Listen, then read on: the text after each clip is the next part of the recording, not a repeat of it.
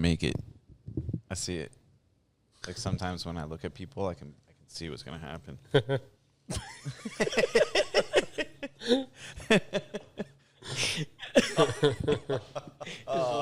laugh was great. Yeah, dude, that hit hard in them. That hit hard in the sound. Yeah. All right, this is the No Prisoners podcast. We got a special guest tonight that goes by the name of Eric Katz, possibly one of the best, if not the best dog trainer, board and train, grooming, all-inclusive dog training facility in Bucks County, possibly the world. Okay, that would be... All right. Anyway, we're at 86 West, the home, the stadium of the No Prisoners podcast. This is where we eat dinner, lunch. They don't serve breakfast, or we would eat here for breakfast too.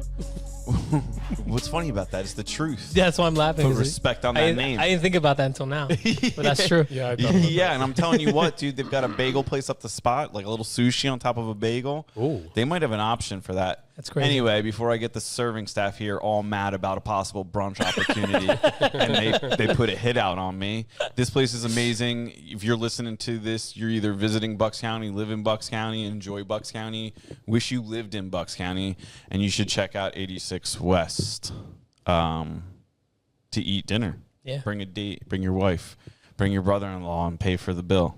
There you go. Make them go home mad about it. Yeah. Anyway. Oh, and also, if you want to experience the space, come to the happy hours. Every last Wednesday of the month, you can check it out. Yeah. You might want to book something here. Strong transition to the happy hour, the last Wednesday of every month, 4 to 6 p.m., possibly later. I mean, I've been looking down at my clock in the happy hours, and it's going later and later. Yeah. And they just don't shut it down. Yeah. We typically have an open bar sponsored by either our business or a local business. Great time, great people, local business owners or people of the community that just want to get out and do networking without the pressures or structures of networking. It's just a happy hour. If I see you handing out business cards, or I mean, if you have a stack of business cards, I'm smacking them right out of your hand. Yeah. But if you hand out one, like if you're just like, oh, hey, like this is how you get in touch with me, I'm cool with that. Anyway, casual happy hour, networking, last Wednesday of the month, upstairs, 86 West. And then you can eat dinner here and experience all that it has to offer. Mm-hmm. Anyway, we got Eric Katz. Yo. Katz dog training. Cats, dogs, canine. Yep. Dog. You got to get a woohoo, little bark on there. Yeah. If we could, I mean, can you bark? And we record it, and you We can work on that. Take out the green one. Yeah. just get just your laugh and your bark. That's the two things. That might make it. Little pipsy. All right, this is what we're gonna do. We're gonna clip it up against Mikey and see who barks. Oh, Mikey's Bark was amazing. Mikey has an insane bark. Anyway, Good. how's business, Eric? How's life? Business is booming. This was we were talking at the last happy hour. Shout out to the happy hour. We were there. That's where I met you in person. July was killer. That was the best month we've ever had, the most we've ever made, and we were very busy. The clients were happy. The team was happy. It's just a win-win all around. I got the property purchased a few months ago, just doing a ton of projects around the property, making it look nice. And, I live there. I have clients coming in and out all the time. I want it looking nice there, know? So just kind of getting all that stuff done before fall, winter rolls around. Business maybe slows down a little bit. The property gets wet. You can't do anything on it. So just cranking out project after project. How many acres do you have over there? Just shy of 10. Oh, damn. Nice. Yeah, damn. Dude, that's crazy. Yeah, you guys got to come check it out. We'll have to come by. Now that I've seen that video. Now that I've seen that video, we're definitely going to have to come through.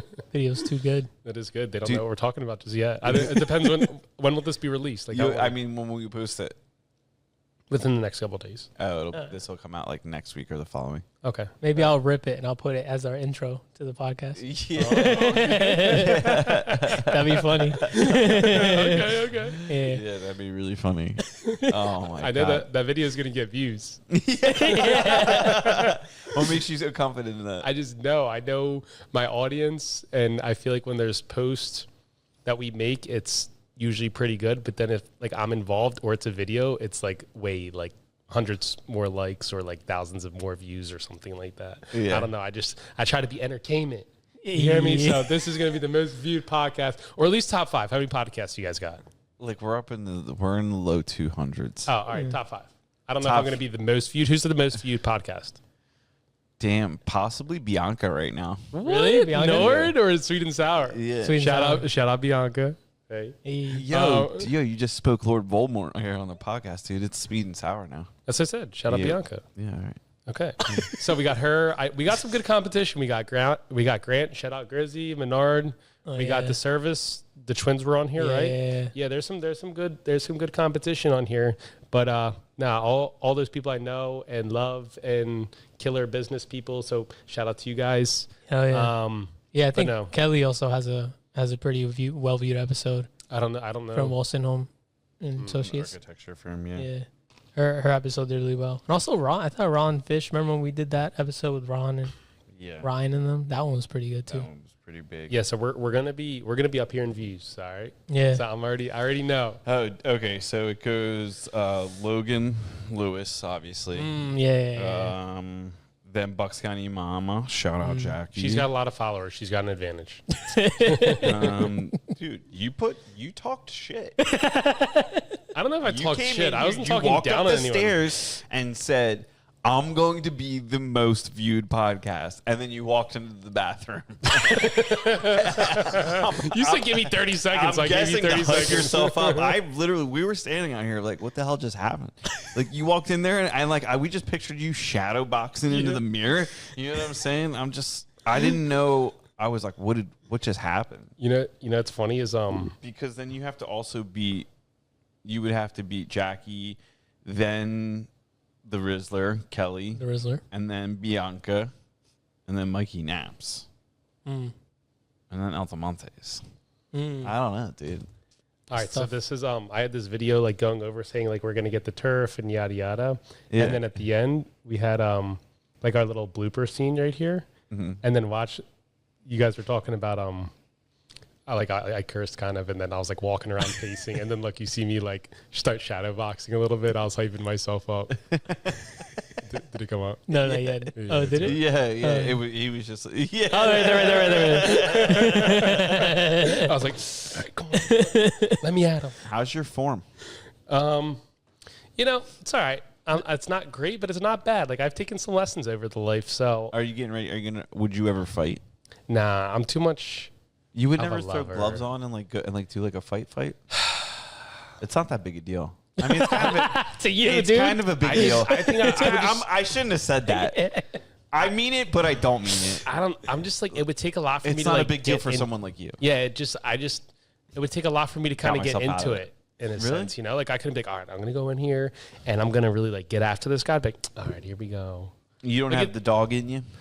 It's there, but you gotta like really wake the dog up. You gotta ruffle the Just fur. like I mean, like what if we put like money on the line?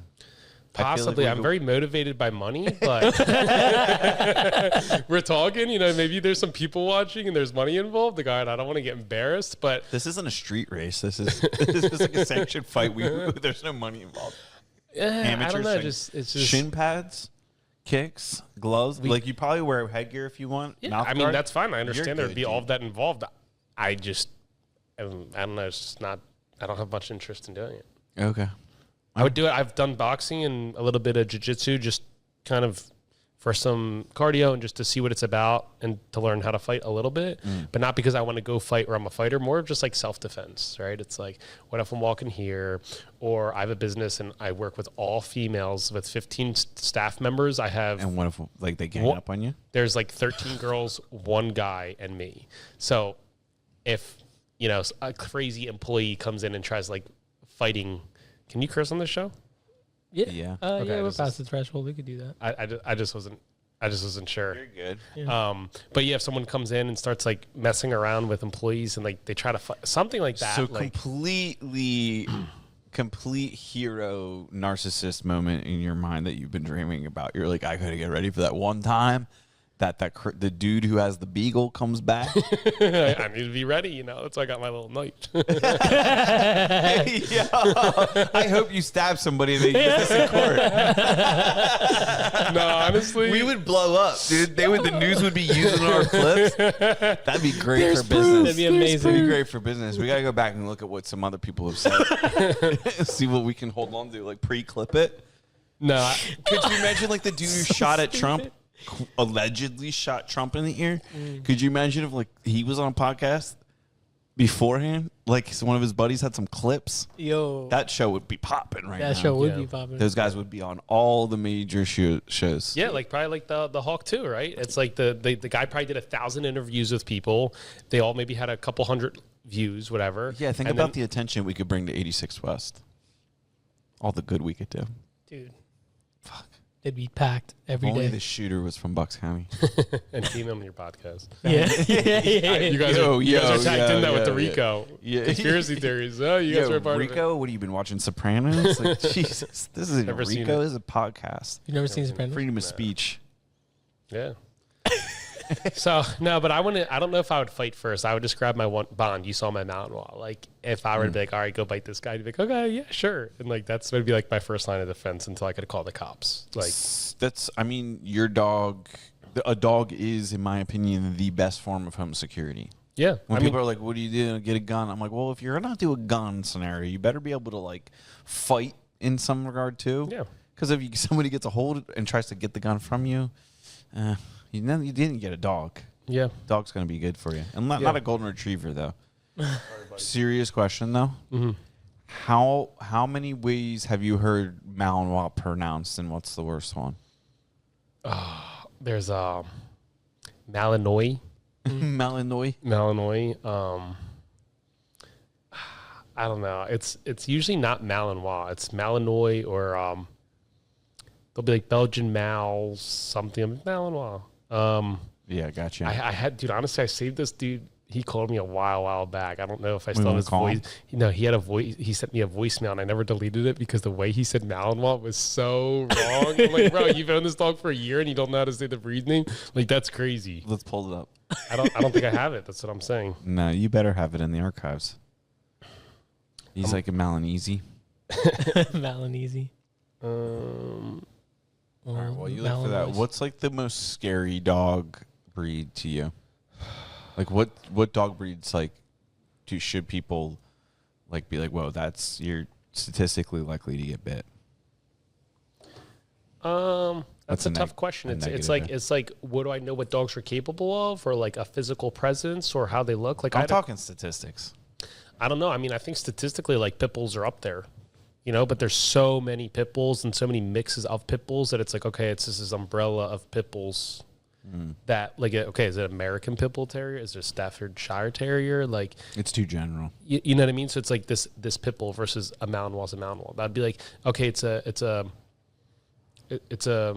Belgian dog or like a German herding dog. Is it like a Belgian Malinois? Like there's like 4 Belgian shepherds. There's a Belgian Malinois, a Belgian Lacanois, Belgian Tavern. I feel like you made the second one up. No, you can look them up. It's really weird. I forget the 4th one. There's Lacanois, Tavern, and I forget how, but they all kind of look similar, just different like wire coats, long hair coats, and stuff like that. So I'd be like, oh, that Belgian dog bites everyone.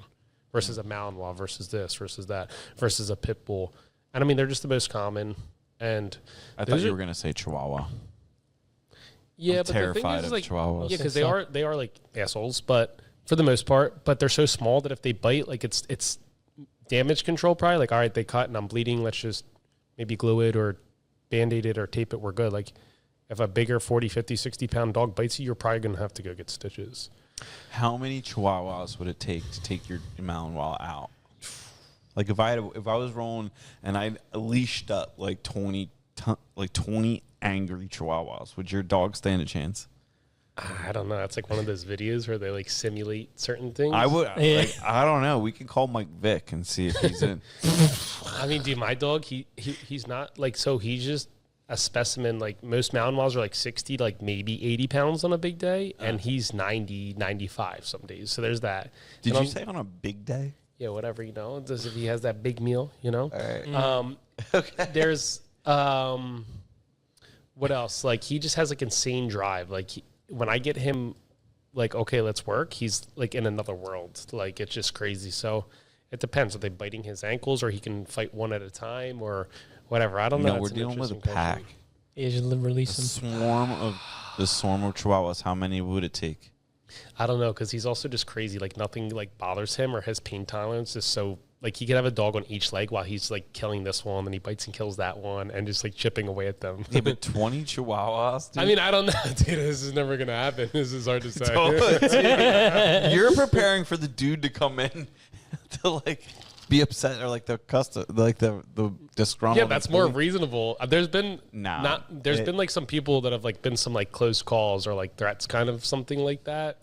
Dude, people are crazy. This is their dog. This is their kid, and if something doesn't go right, and then like someone else talks to them and doesn't say something that they want to hear, then people get really pissed. So how many times have you dealt with this? That it's like a primary concern that you're now seeing. I know one for a fact that I was like almost calling some friends like, yo, can you maybe come over here? Because this guy might come over here. Like the cops or like some friends? No, just like a couple friends. Like, dude, if this guy's going to want to square up because he's crazy. Okay. Like, again, you have someone that comes in like adrenaline gun, like I'm going to fight this person. And I'm over here like, okay, I'm going about my day. Like this guy walks in all hot. I'm like, all right, whoa, am I going to have to fight? Like, you know, so, but then like I knew the family and the wife and like a family friend. I'm like, yo, like what's going on? Like, and she's like, nah, he's kind of tall. Yeah, what's his name? I'm not going to just say that. Okay. I'll just test him. Can we try it? Try what?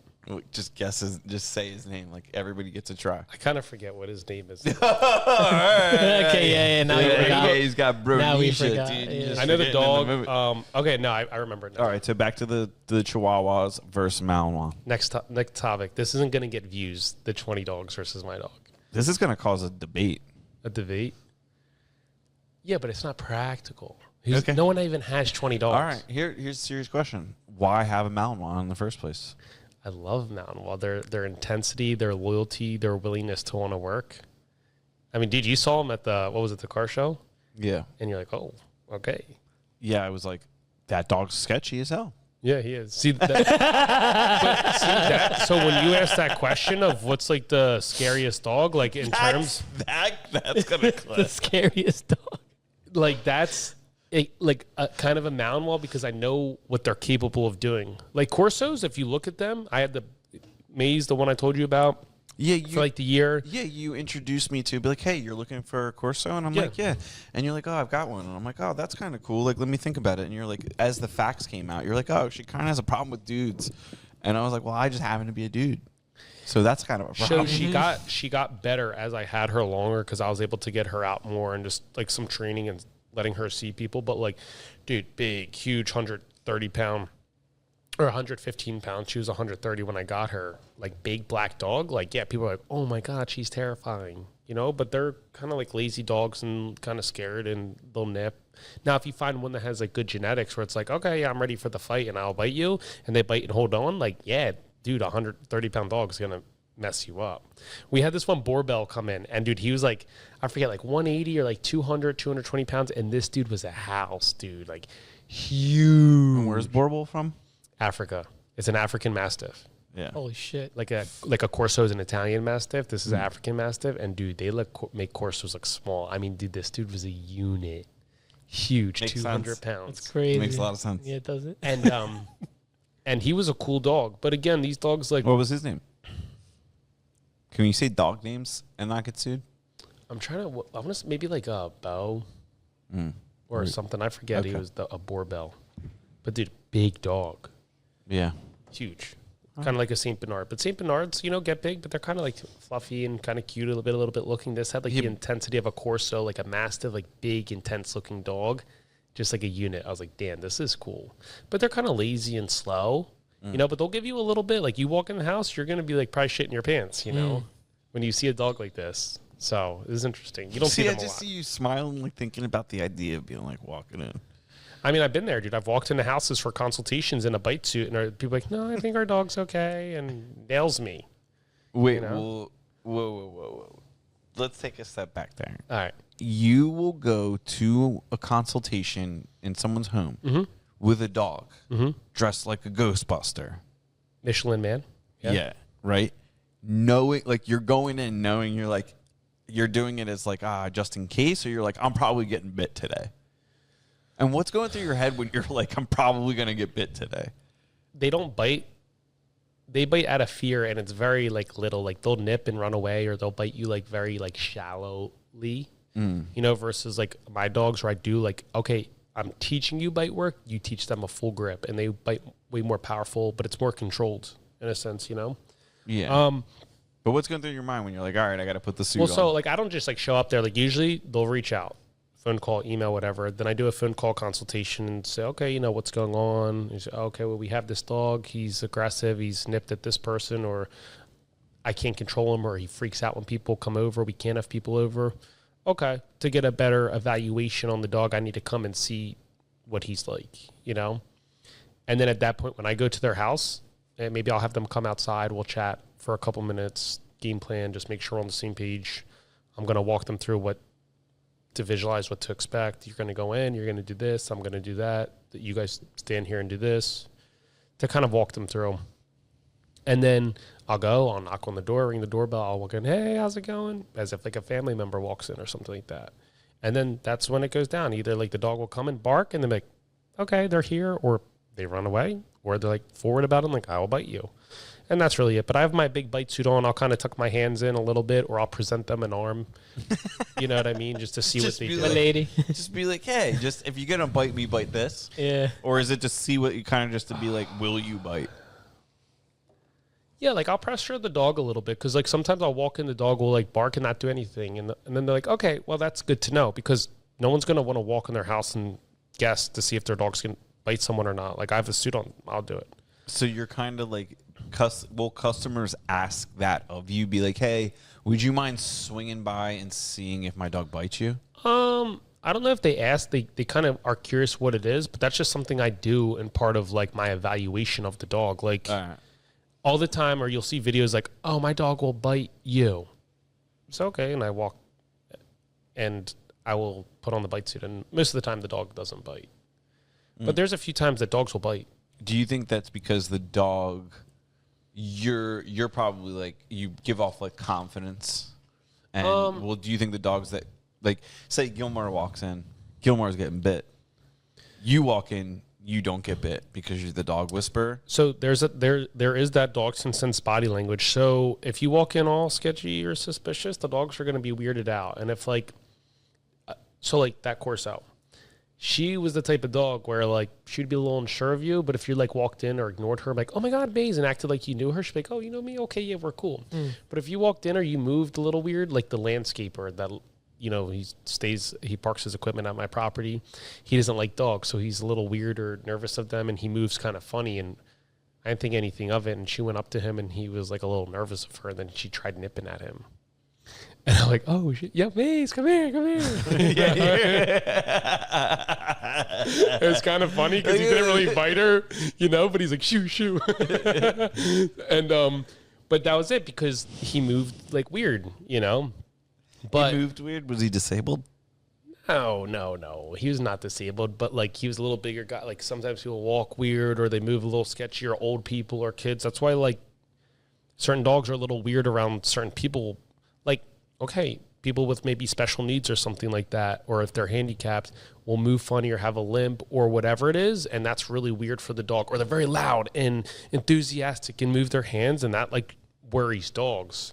Dogs will maybe only take so much of that before they either want to go away because the person's freaking them out, or the person gets close and they have nowhere else to go. So I'll bite you to leave me alone. The fight or flight thing, you know? Do you think your like psychology and understanding of dog decision-making processes, like, does that help you with work, like thinking with like working with humans? Like, are you being like, your understanding of the dog psychology, does that help you with human psychology ever? Are you like, oh, this human's about to bite me, I've cornered him? It's a really, really interesting question. I think there are two separate topics that I've just gained a lot of, just working with a lot of dogs. I've gained experience in that. And then just, I've always been like super. I'm like an ENFP or an or ESFP. You know the. We'll go with it. I have no idea what that is. I don't know what that Really is either. the ESP. Kim or the Carl something. Carl Jung.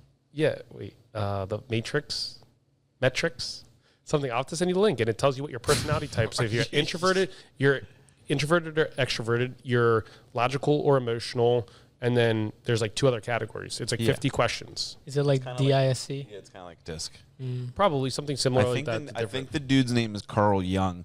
Yeah. And I feel like it's spelled funny. I could be wrong, but he's like an early person. He brings on like the personality tests. And like yeah. That's exactly what it is. There's also like the Enneagram, which is ancient. I like that one a lot. I don't think I've ever done that one. The Enneagram? Yeah, I don't think That so. Myers-Briggs Human Metrics. Yeah, Myers-Briggs. Myers-Briggs, yeah. Google who Carl Jung is so we can figure out who that person is. Yeah, but that's unfamiliar. Yeah, because he's somebody. Carl Jung? Yeah, just type it in. With a K? What, Y-U-N-E? Carl Jung. Oh. Oh, Carl Jung, Swiss psychiatrist or Okay, yeah. See, psychotherapist. I was onto that. The dude was doing, I think he was doing the thing where they take out the frontal lobe. Where they come in the... Carl Jung's theory. Lobotomy? Boom. I think he's into that. Holy shit. I could be wrong. Now I'm spitting it. Podcast facts. The core of his theory system was the belief that the whole of the individual's experience should be respected and included rather than aspects being pathologized or disavowed. Yeah, so he did not do the... Lobotomy. Boom. Yeah, He was this guy was probably coming up in like post World War II, I would think. So after everybody stopped killing each other, they were like, you know what? Maybe we should just chill on a Saturday and think about stuff. Yeah. Let's just think about the stuff and how good it is. Yeah. And everybody's like, yeah, let's do that. And then we're going to go to Korea and tell them about it. Yeah. Yep. We got to kick out the Japanese again. That's the way it works. Yeah, no, so I think... So back to the original point. Yeah, getting... Why do you have a Mal... Like, why... No. Like, I get why you have a Malinois. You're into dog training. That's your passion. That's the ultimate challenge. It's like being a race car driver and driving Formula One. It's like, makes sense to me. But why would a civilian get... Why would I get a Malinois? Or why should I? Or why should I not? Because I think that's a common thing when, like, people see your dog. A lot of dudes...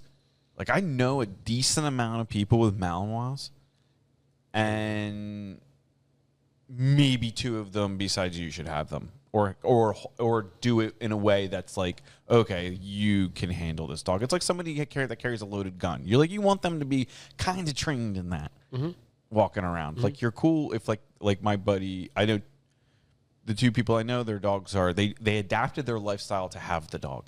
Yeah.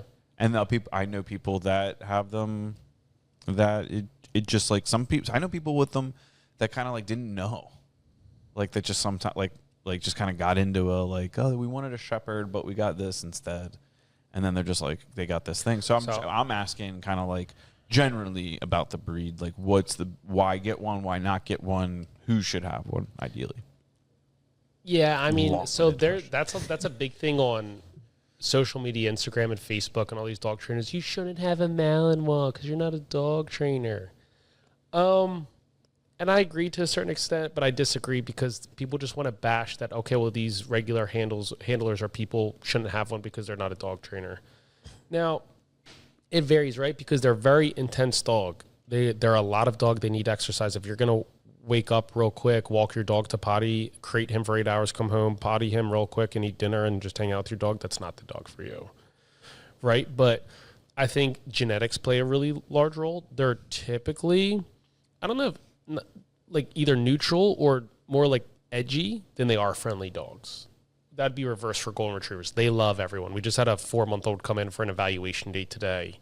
One of the younger dogs we've had come in, and it just loved everyone. It saw it. It loved you. It loved you. It loved every dog. It's like those dogs are bred for it. Just loved everyone. Everything was just tail was going like crazy. Yeah. You know what I mean? That's a golden retriever, you know? Malinois isn't really that. But like my dog, He will love every person. I can take him out to the public. We were at a car show. People could bump into him or this and that and grab him and touch him, whatever. And I'd have no doubt that he would bite anyone. That's just not who he is, right? He wouldn't bite anyone. He wouldn't bite anyone unless I told him to. Like, I could have someone come up and, like, hug him, and he'd be like, yo, what's going on? And then be like, Dad, is this all right? You know, so, like, there's the genetics that he's very confident and secure in himself. But then there's also the training that I showed him, like, okay, you know what's expected and not what and what's you shouldn't do, really, right? Mm-hmm. So maybe being a dog trainer isn't the expectation, but maybe disciplined is kind of like what you need to maintain. To a certain degree. So, like, I had this one that she was a trainer, had her, wasn't good enough dog, so she got washed. Basically, like, it wouldn't work well enough to that trainer standard. So they washed the dog and said, okay, here, police academy, you take her, or something like that. Or they gave her to, like, the state troopers. The state troopers hit up my head trainer, Samantha, was like, hey, we have this Malinois. She's not good. Or so they dumped her to us. Like, can you take her? So like, yeah, we took her. So we had her. We evaluated for maybe some work if she could do bite work, you know, patrolling. She couldn't. Maybe sport, right? It's a little different. Like patrol work, like I need to know that this dog isn't going to fail. Like this is life or death here. Sport work's a little bit more stage. You know, you're walking into a specific area. You can have training equipment and tools. And if you mess up, you lose points. No one's dying. Didn't really do so well with that. Then detection, right? Some dogs like to use their nose and search, and they don't have to have as much drive as they need to bite. Did okay with that. So it just really boiled down that, like, she was friendly. She was good with people. Pretty good with most dogs. Not super high drive. She was an ideal Malinois pet. Wasn't a great working dog. She was confident enough that I could bring her here and she'd be happy to see you guys, right? But if you got like a puppy, you wouldn't have known that. Like that dog's how old now when you're like... So, and that's the thing, but that's why genetics are super important. Like when you're going to when people, the whole adopt on shop thing, you're gambling on all that. You don't know any of the history or the background or anything about the dog. You're just like, all right, this dog's cute and $400 adoption fee, I'll take it. That's all you're knowing. When you're buying from a legit breeder, and I'm not saying go buy from, you know, backyard breeders and here's this shitty website of a couple pictures of dogs and the dogs we love and they've been raising in our house and that's it. And it's like, okay, there's no health testing done. They've never had any litters. Like that's the worst case. That's the backyard breeding that I'm talking about. So like the Amish? Yeah, typically. Now I do know some Amish that have they're trying from other trainers that are trying to step the game up. They're known for like the puppy mills and really bad breeding. That's the most case, but there are some Amish that are trying to switch it around to really care about breeding. They're registering their dogs. They're doing health tests with their dogs. They're not breeding the hell out of their dogs. But there's very few and far between that. You know, most of them are puppy mills, and it's just something for them to sell and get their money, but not like they love them like pets like we do around here. Yeah. So that's what you're buying in genetics. Like I have a friend that's a trainer that has a Malinois that's had a few litters that have been good pets, not so great in working. They've been good enough, but not like thrived in it, but they've been able to dabble in it. So it's a good pet. If you're new into training, it's ideal to get started with this dog that'll want to work, but isn't going to be crazy over the top like my dog would be. Like my dog's interesting because he has insane drives and he's a lot of freaking dog, but I could give him to like a 4-year-old or an 80-year-old and he would be okay with them and I would trust him around them. Gotcha. You know, yeah. But he's very few and far between. Like most Malinois, you might not be able to trust in a situation like that. So, but like my dog, I do plan on breeding him. I would breed him to other very good working dogs, but those dogs are going to very specific homes. They're not going to go on to Facebook Marketplace or Craigslist or Google Malinois breeder around me. Like you pretty much have to probably be like invited to be able to have access to litters like this, if that makes sense. Yeah. You know? Kind of like the Bugattis. Like you can't just go to the Bugatti store. Like they're probably inviting you like, hey, now like you qualify to buy a Bugatti. Same thing with these litters. Like I can't just give out a puppy of his to some random pet home that's not going to do anything because that would be pretty dangerous probably. All right. So, interesting. So like say like I'm a cartel boss and I reach out to you and I find out about these litters. Are you giving me one? So, and that's another point, right? Because you said, should everyone have one or not? People will pay for a very nice high drive, good, confident Malinois, $30,000, $40,000, $50,000, $100,000. But they're typically 2 or 3 years old. You know what you're getting, and they're already fully trained. So to that point, You're like paying for the labor of training at that point. pretty much you're paying for the genetics of the dog plus the training on the dog for that price. Yeah. You know what I mean? So like, okay, if the dog's $40,000-$50,000, I should know that. Like, now it's not to say like, okay, a little kid could go up and hug the dog. That's a little different because the dog may not like being hugged, but you should be able to take it in public. You should be able to tell it to heel and walk next to you. You should be able to tell it to bark at that person or bite that person, depending on if that's what they're taught, and feel pretty comfortable around, or be able to say, okay, dog, don't bark. These people are coming in, or okay, dog, it's 10 o'clock. No one should be coming in. Like, what's going on? Like, that's what you're paying the $40,000, $50,000 for most probably. So yeah. And that's the thing, right? If you're spending that much, you should get some transition time of like, okay, this is how you handle this dog. And then we're going to come back in a few months and make sure everything's still going good with the dog. And we'll, go around the property and make sure the dog's still knowing what to do. So you're trying to get to that level?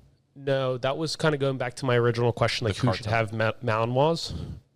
So cartel boss, yes. It depends. Like, I don't want to be like funding a cartel guy, but like, no, like he may say like, yeah, I've millions and millions of dollars and I do sketchy shit and I want my family being protected. Like, so I'll tell you what, so one of the greatest dog trainers in the world, Ivan Balabanov, look him up. People are like, who should I watch? Don't watch all those shitty YouTube trainers or Instagram trainers or Facebook trainers. What's his name?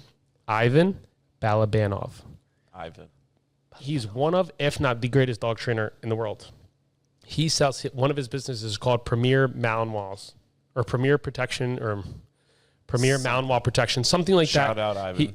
He's in Tampa, and he sells protection dogs, anywhere from like $20,000 to like $100,000. And he's gone all over the world and sold these dogs. He has clients in Hong Kong, Tokyo, California, all over the world, and these people will pay top dollars. Like the 1% of the 1% are some of his clients because he's built that reputation. Those 1%ers, they all know each other. I got my dog; he's been great, and so you're saying like the top. The Illuminati level wealth, they all have the same. They all have dogs from the same litters. No. I'm not saying that. Do you think they pull up in like their helicopters and be like, "Oh, there is your brother"? I was a Russian oligarch right then. Yeah. I just fell into the character. I'm sorry. No, but I was so interested in. And there's like an hour video I can. And do you know this guy? Have you met this guy? Yeah. I took his course. He has a course and how to become a dog trainer, or if you're very serious into training that you want to train your dog but not take clients, like he has a course for that too. So I spent almost 2 weeks with him taking his course in person and stuff like that. And he has an hour video of like protection dogs, because a lot of times what happens is I get this puppy. I want him to be my working dog. He's going to be the greatest dog. And he's not. You're like, all right, he's not checking all of my boxes. I don't like him. I want to get rid of him. So what am I going to do? Hey, here's this really good puppy. He does all these things. I'll train him. I'm going to sell him to you for $30,000. But you in the public not knowing that. But if I'm a trainer and you're competing in a sport and you said that this is a really, really good dog, why are you not competing with him? Because they washed him out. He's not good enough, but the public doesn't know that. So they just think that this is some good dog. Are you following? I am not following at all. No, so let me run it back. You're saying if the dog is that legit and worth the money, why haven't you showcased him yet? Pretty much. Yeah. So like run him on the, let's see, like, so if you're going to buy like a Bugatti, or I mean, maybe not a Bugatti, I don't really know enough about them, but there's certain cars that if you buy them, you get track time with the car, where the company will send out mechanics, or they'll ship your car someplace where they're going to have the entire team there. And you pull up, like, I'm probably like a Pagani. Yeah. Is probably a car like that, where they're like gonna maintenance the car for you. It's gonna be $80,000 to get it maintenance because the whole track team pulling up. Yeah. That's so like that. That is a good point, but there's also like the concept of like, hey, you just built me a race car. I don't want you to drive it on the track. Like, I want to save it for myself. Like, there's also like that side to it. Not to throw the argument in it. That was a dumb thing to do. We'll just go with your thing. I don't understand that. No, I'm just saying, like, because if you have a dog and you're trying to sell it and you're saying it's legit, and you don't know if it's legit whether or not somebody's like showcased it or trialed the dog, like taken to like some sort of like event.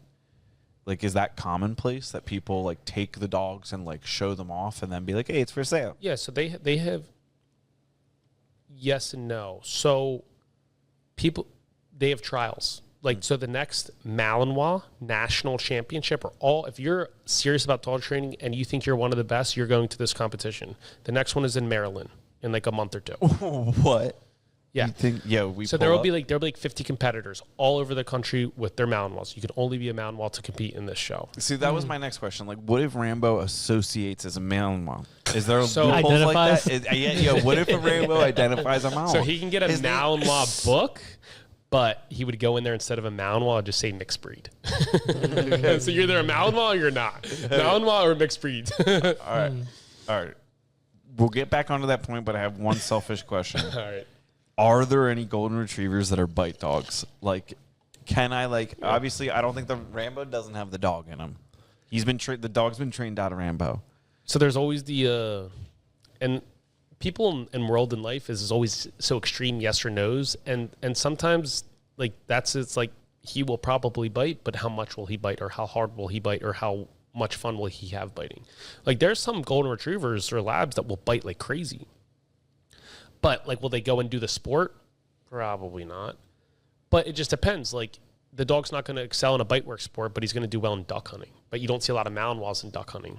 You know, that's what they have their certain breeds. All right, you made me feel good about myself. Yeah, no, it's okay. Back to the point at hand. You're saying these trials. Yeah, so you have these trials, right? So Ivan, he's won like so many world championships. He's won multiple national championships, but he does it with his own dog. So his last dog was Ice.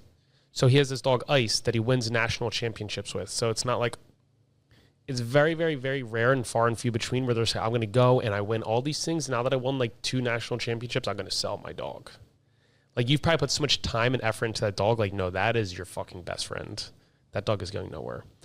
Usually what you'll do is you'll go in there with like, okay, I got beginner, like there's a BH beginner, basically level 1, 2, and 3. And the third one is the highest level. So you maybe go in there and get that BH or the 1 and say, okay, this is what he is. He's a year. He's good. I already have 2 other dogs, or I just wanted to build this up. If you know someone that's looking for a beginner Malinois that has a foundation done or something like that, this is a good dog, $5,000, $10,000. So there's like, it's more of like getting your dog credited. Well, so, and the reason why you do, because you don't win any money or you don't get anything, but like that dog Ice where he keeps winning, well, people say, okay, well, Ivan's a very good trainer, but his dog is able to do it and he's very good. I want a dog from that dog. So, hey, I'll give you $2,000 to stud your dog so that I can have puppies. Well, now when you go to promote this dog, you say, okay, my dog is Cookie like Lord of the and Rings. Ice. You know, and it's like, oh, Ice, he won the national championship. He's so good. I want his puppies. He must have good puppies. Then that's how people. So same thing with Bond. Like, I'm not putting him on Malinois breeded near me. Like, people will know, maybe not so much. I don't have much of a national pool like Ivan does, but like people will see him or like him, and then a good female, a good bitch, you breed, and it's like, okay, those will be very good puppies. That's how you'll get rid of them or something like that. Going back to the other names of like the Belgian breeds, right? Did it at all sound like, you know, when little kids are like trying to speak their own language? Mm-hmm. That's kind of what the names sound like. Yeah, just babbling. Just blah, blah, blah, blah. I wonder if that's like. I'm not a little kid, so I wasn't creative, but those kids can click, man. Yeah, so I wonder if kids name Belgian Shepherd, so Belgian Malinois, Belgian Chevern, a Grunendale. Yeah, they have, it's like these first 4. Yeah, Treverne is my guy. The Gornendale's my guy, too. Dude, Grunendale. He looks fluffy. Lacanois. I don't know where that one is. Yeah, see, there's another. Man, fake dude, you one. brought up so many good points. There was the so I want to touch on a couple of those because this may be interesting to some people. Ivan has a We're in the weeds right now. Yeah. People Yeah, are learning. we're People deep. right now are listening and learning about something they did not expect to. yeah. So including myself. So Ivan has a video about an hour. That we just kind of touched on that, right? If you're selling this dog for so much and it's so good, why didn't you keep that dog to train it yourself to go compete at a high level? So a lot of the times that when people are selling those personal production dogs, their dogs are washed and they're getting this next dog brought up, but they want to sell that one to get rid of it. It makes a lot of sense. I guess that's like universal across all the dog breeds because what you're saying sounds very similar to what I had to go through for Rambo. Yeah, I mean, dude, like I designed some documents for this dog, and then when I didn't get him fixed at a certain point, like they were very much interested to know why, and like I had been legally in a window where they could have tried to like come and get him because they like don't want, because of their business is, you know, selling these trained or trainable or like high, you know, dogs for a Well, and specific that's- purpose. I was like, I appreciated it. I was like, look, like I just want him to have his nuts for as long as possible to get all the hormones. I want strong bones and muscles. Like we feed this dog, like back up. Yeah. So then I just had a vet, Snip them. I mean, yeah, scheduled it for like far out. Oh, and you So- haven't got it done yet? No, I did get it done Oh. eventually. Like he's Sorry, almost bud. 4 now. But I scheduled it far enough out that I was like, look, like this is as soon as we could get it. Because Got I was it. like, dude, like we can't get him fixed too early. 6 months. Yeah. I mean, when you get dogs from rescues, they're like, you'll be like, oh, these 12-week-old puppies are fixed. It's like, all right, well, doesn't, like, I mean, I get it. I get the responsibility of not fixing a dog. So it is something that I don't choose a side on. But it's like, if you have the choice, and that's one of the things when you get a dog that, if you're, adopt, don't shop, that's fine. Don't push that off on other people, because some people aren't in the position to adopt, don't shop. Like you can't just go and train and get a service dog from, like you can't just rescue a dog like that. Like you can, but it's like, you don't know what the genetics are. You don't know if that dog's Rambo was predisposed to receive the training. Right. Could he still have been rejected? Yeah. But it is what it is. But that's interesting to learn all about that industry. It makes a lot of sense. Is there anything within that industry that you would change or you think needs to be drastically improved? All right. I have 3 other points. What is that point? I'm making notes because if not, I'm going to forget.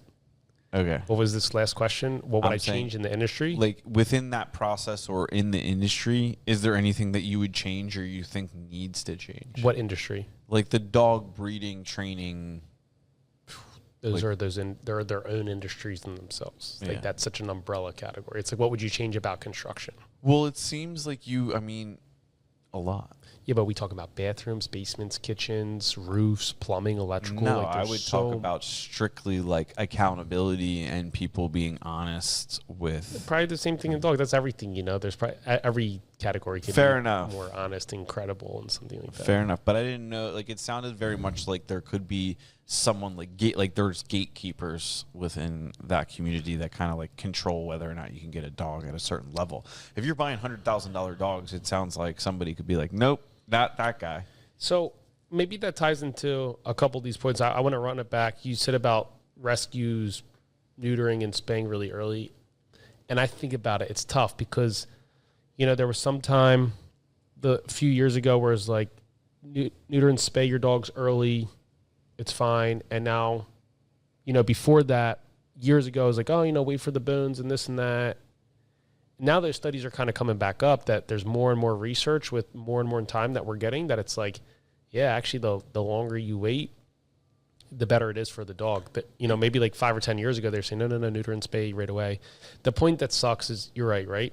It's like they'll get these 6-week, 8-week, 10-week-old puppies that they pulled from 10 off the street because someone bred them or there's 2 dogs on the street. They got after it.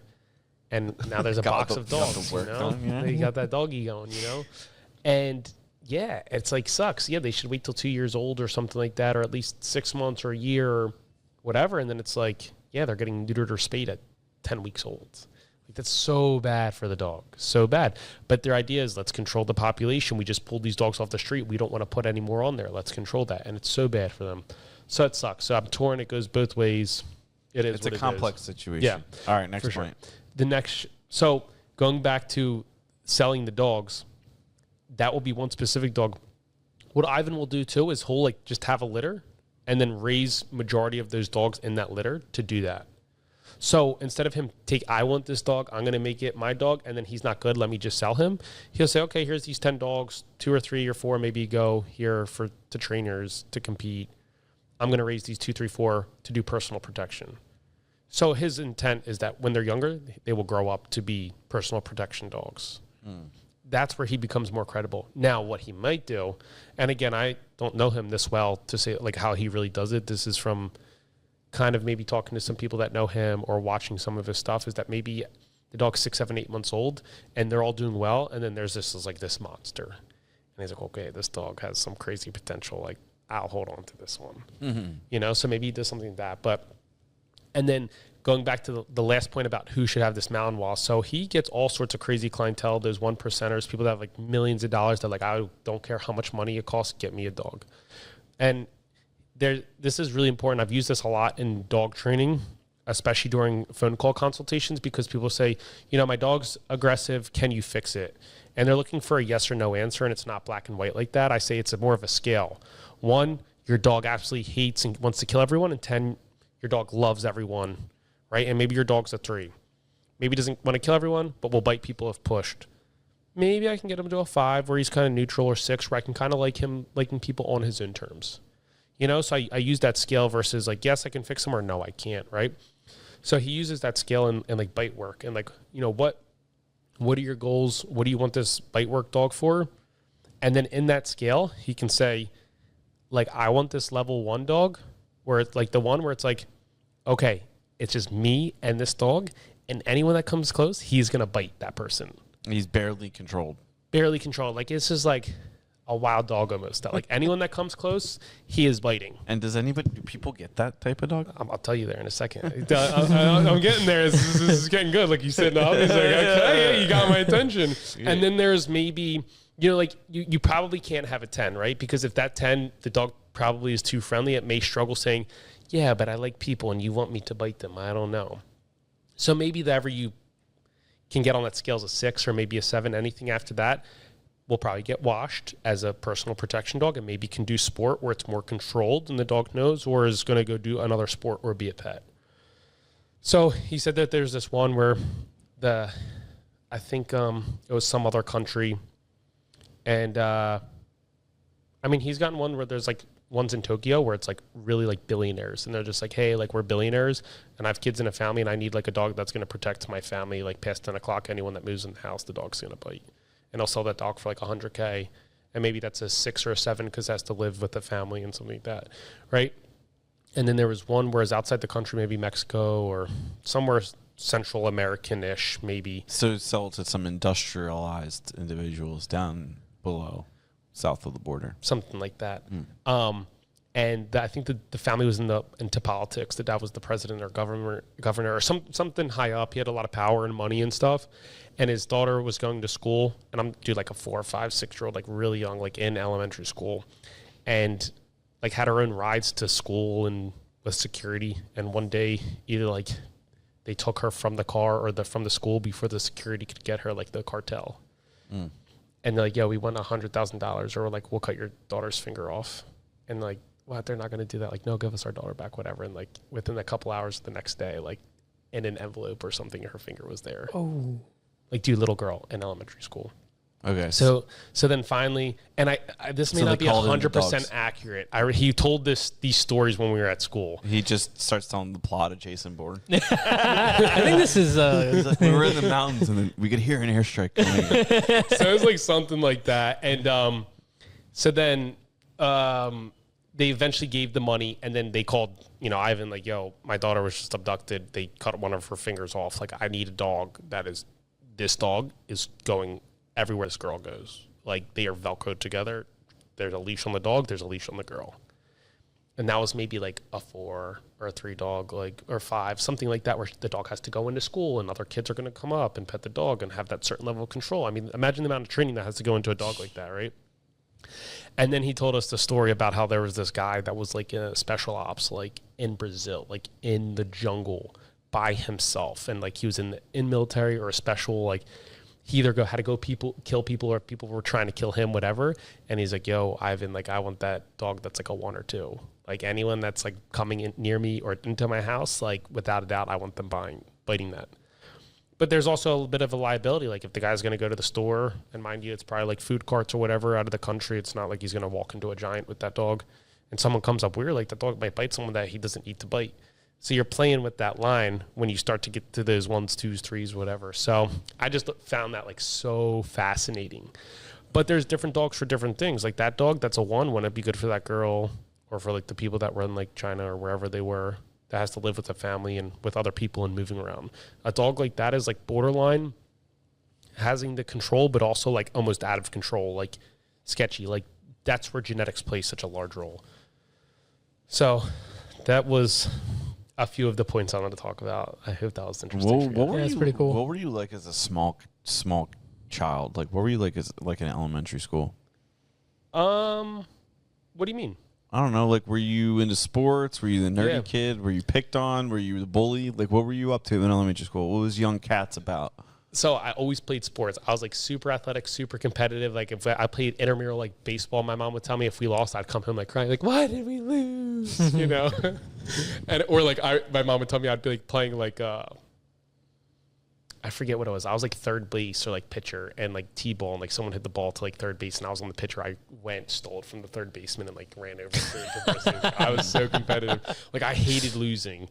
And then this one year I played, it was either like football or something like that. And I was on a team that we went like 0-10. And then that taught me like, all right, this is how you take a loss. I'm going to go into dog training.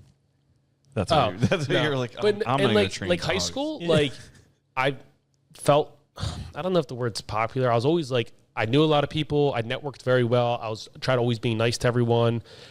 And I played football my senior year. I started on the varsity football team, but I went to MBIT for computers. Like I was a low key nerd. I was a little techie. I liked my computers. You know what I mean? My gadgets, gizmos, electronics, but I still played sports. You know what I mean? So I feel like I was very interesting in that way, you know? Cause like, I feel like most people are like, oh, like tech school and like computers, like that's what only the nerds do or something like that, you know? But like, I didn't know they had computers at tech school. I thought just like that was for like trades. No, it's called NOS, Network Operating Systems and Security. So like how many other kids were in this class? Quote like unquote? 20. Okay, so it was real. It was legit It class. was real. Yeah, MBIT. No, dude, I don't know if they just were like putting them off in a room and they weren't telling them. Yeah. They're like, yo, play solitaire. He thought he was hacking, playing solitaire. I don't know. Dude, they're mean to kids these days. Like younger Eric, like they could have tricked him. Could have made him watch movies He all wasn't day. as sharp. We were all dumb young kids at one point. That's true. I'm still not super sharp.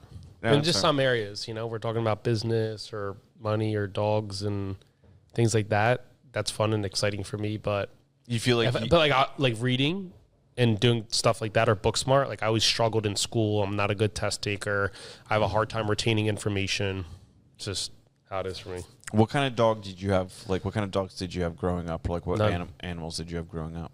So I begged and begged and begged my mom for dogs. She never let me get one. She said, there's two things in life you'll never have, a dog and a motorcycle. I went to college. My sophomore year, I bought a dog. And my junior year, I bought a motorcycle. Yeah, how's the motorcycle? Love you, Mom. What's your mom's name? Marianne. Marianne. Okay. She sounds like she's been worried a lot. Yeah, she worries about everything. Oh, it's going to rain tomorrow. So how'd the motorcycle and how the dogs, like how'd that dog turn out and how'd the motorcycle turn out? Yeah. Rico was my first dog. I got him my sophomore year. My sister maybe saw on social media or something and my mom found out. And she's like, you're not coming home for Thanksgiving. Like she was like crying. I was so upset because I got this dog. What kind of dog was it? A Doberman. I still have him, Rico. He just turned 9. Shout out Rico. Damn. Yeah, he started it all for me. Like listen to the podcast. Yeah, he started it all for me. Without him, I don't know if I'd be here. And then credit to also, it's like I never wanted to go to college. I knew I was never going to use a degree, that piece of paper. My mom was like, you got to go. And then I went and I got my dog there. And you know, everything happens for a reason, I guess. Yeah, that's awesome. Because if I didn't go, I'd have lived at home. And if I lived at home, I wouldn't have been able to have a dog. So that was my $50,000 startup going to college. So yeah, the whole college thing kind of, you know, backfired on your mom. So if she really didn't want you to get a dog, she shouldn't have pushed to college so hard.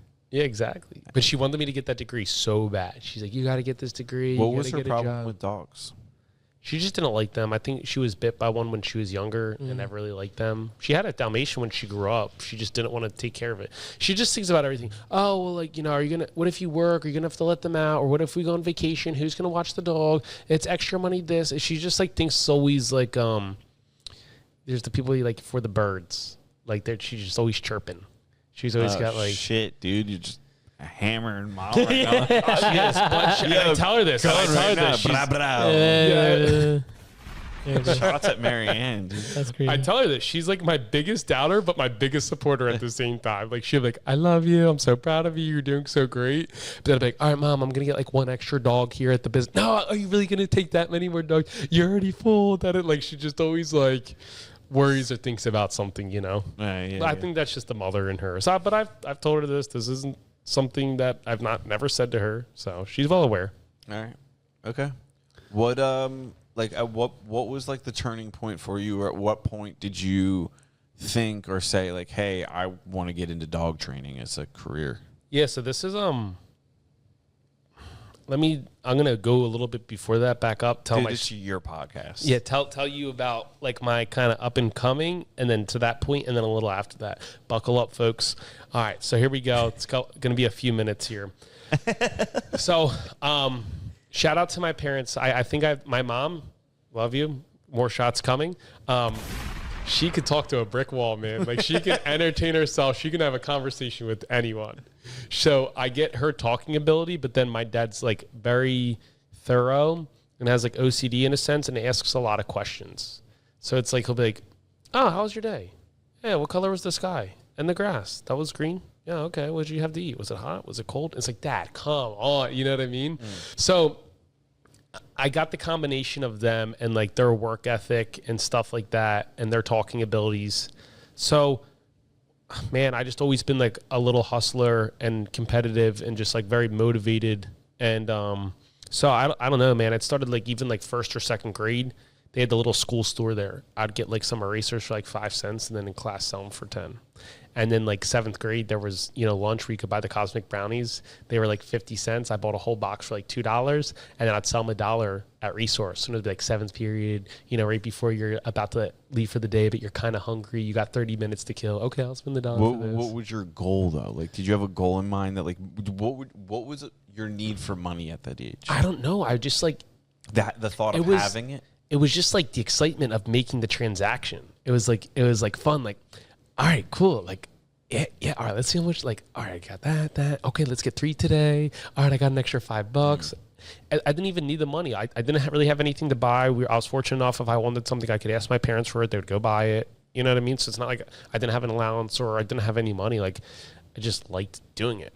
Like to the point that I actually got caught because you weren't supposed to leave your classroom, and I'm like trapping cosmic brownies. And the teacher's like calling, like, I literally had to have my parents come in and sit down with like the principal and a couple teachers because like, yeah, Eric's walking around selling these cosmic brownies. Like he should be sitting down in class right now.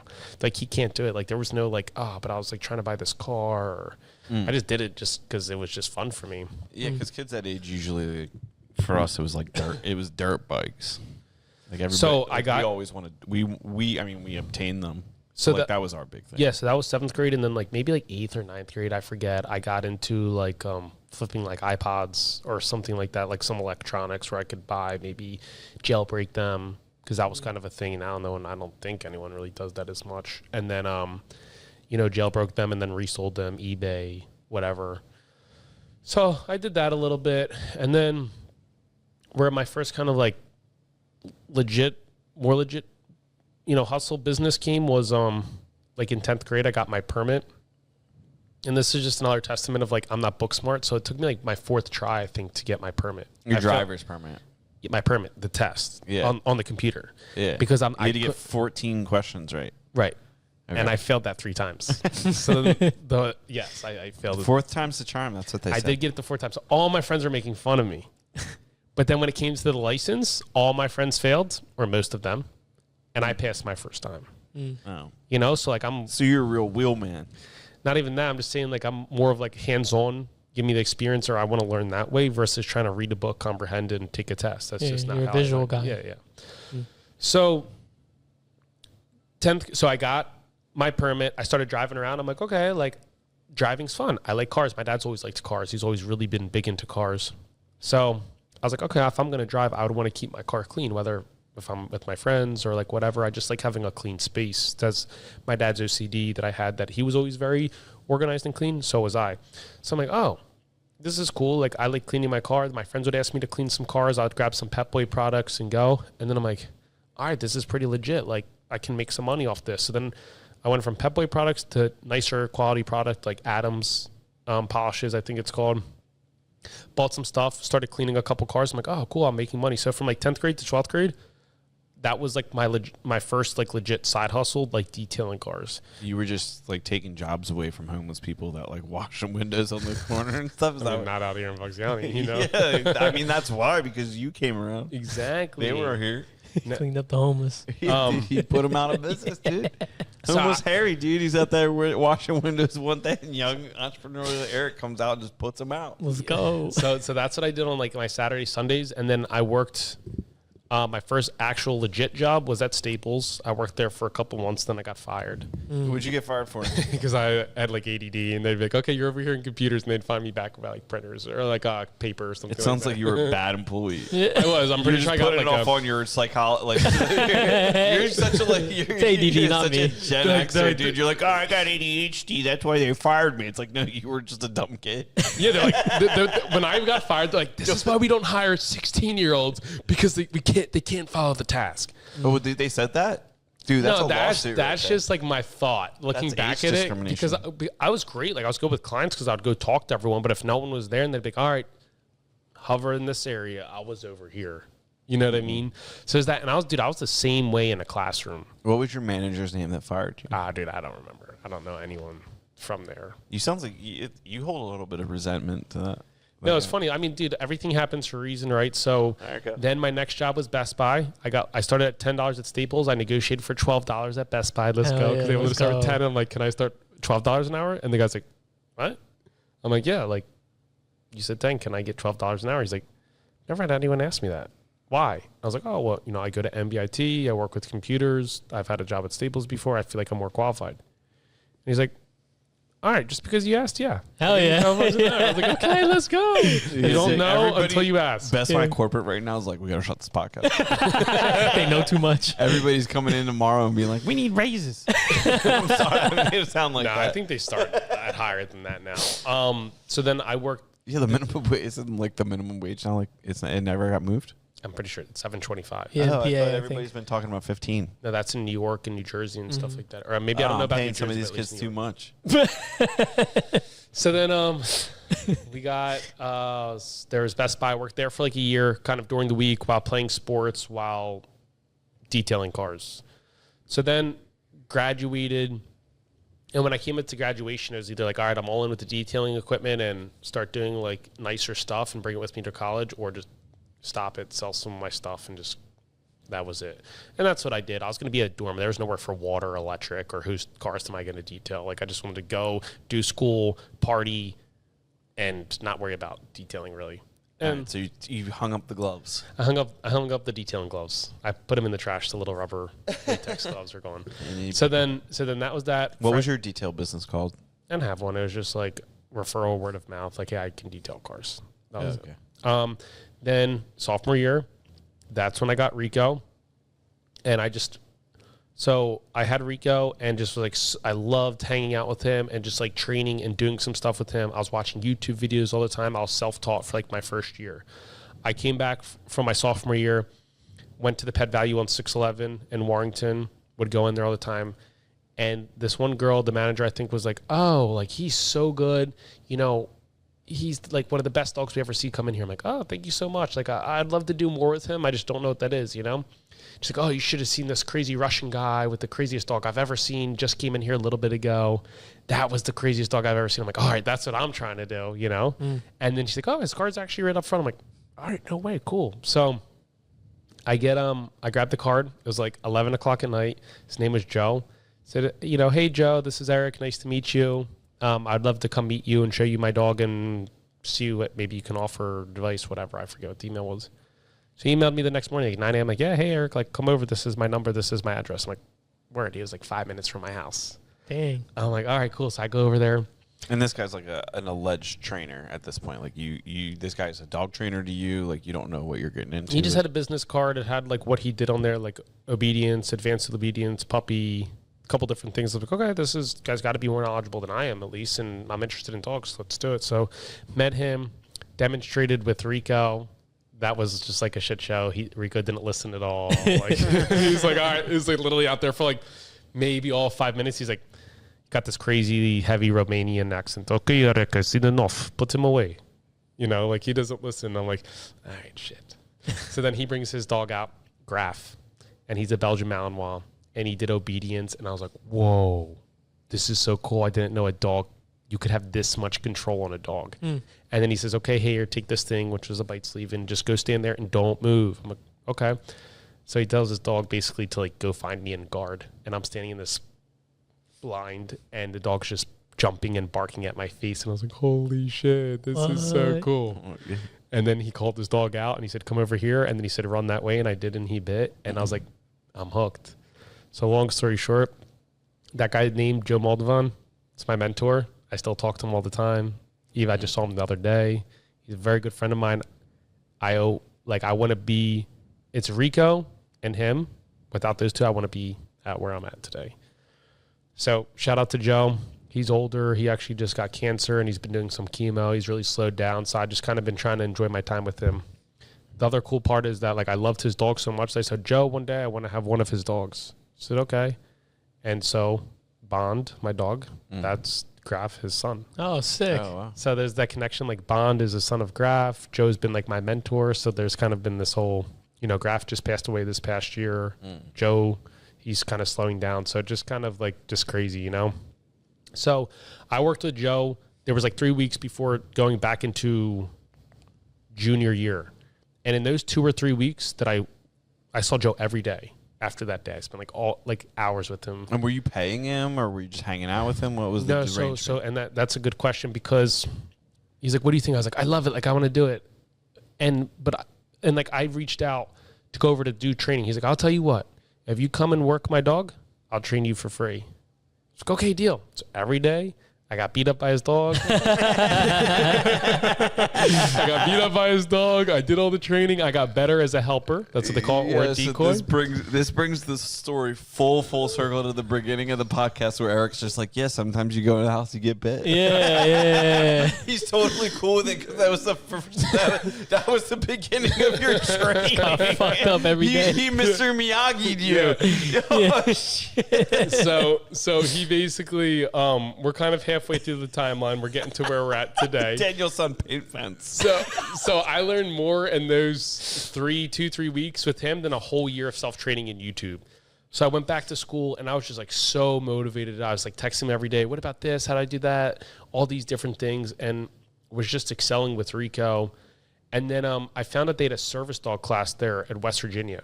And I was like, dude, this is so cool. I want to take a service dog class. And they had 3 levels. So I think it was my junior year, first semester, second semester, and then beginning of senior year, because that last semester I didn't do anything for dogs ors. It was that second part of junior year, and then both senior semesters, something like that. It was 3 levels. I did all 3 levels. That was my best class, my highest scores that I ever did in college. And the dog like a service dog training class, like what do you mean? Like what does that entail? So there was 2 days or 2 or 3 days a week. I forget, because in the different levels it fluctuated a little. There was like 2 or 3 days a week where you'd meet in class for theory. They'd teach you about dog behavior and watch these videos and quizzing and tests. And then like once a week you would go and actually be hands-on working with the therapy dogs or service dogs and stuff like that. Yeah. And they were service dogs for like what kind of application? So theirs was called like Hearts of Gold service dogs. So like it was a West Virginia program that was funded, I think, by the school or state. And then when the dog was completed the training program, they would go out to like an actual like handler or something like that. A lot of the time was like for like mobility assistance, or they didn't do like very much advanced training. I mean, looking back, like. And you went to West Virginia University, is that what you said? Yeah, WVU. Damn.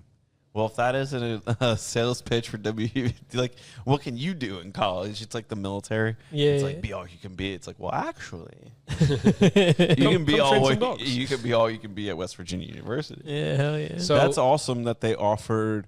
Like, that's actually, now that I'm like thinking about it a little bit more here, the sun's shining in.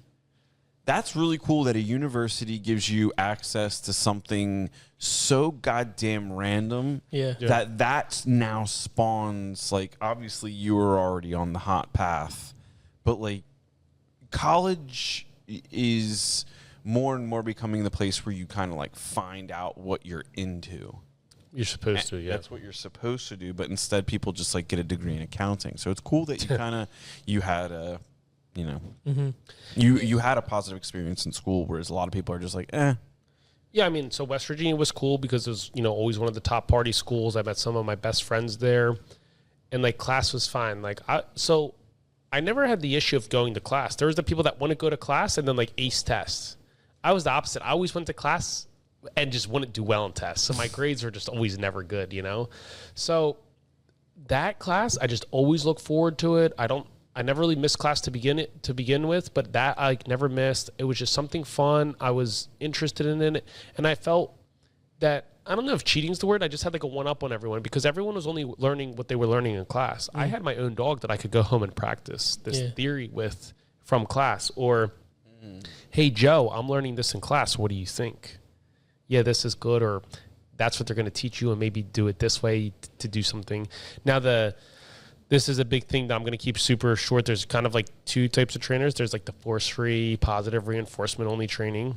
And that's what that school is about. And I'm like balance training. So like I'll use aversives, prong collars, e-collars, whatever, but also use positive reinforcement. Where you're like, so like unpacking that a little bit, it's a pretty big argument between, Very big. Yeah, like you're kind of scaling over something here because I didn't know this until I got into it with Rambo. Yes. Where there are trainers that believe only in acknowledging the positive behaviors and then immediately so basically the dog exhibits said behavior that you want, you reinforce that with treats or some sort of reward, and then like as you develop that action, you reward at different times to get it. But like if the dog is misbehaving outside of that, you do absolutely nothing.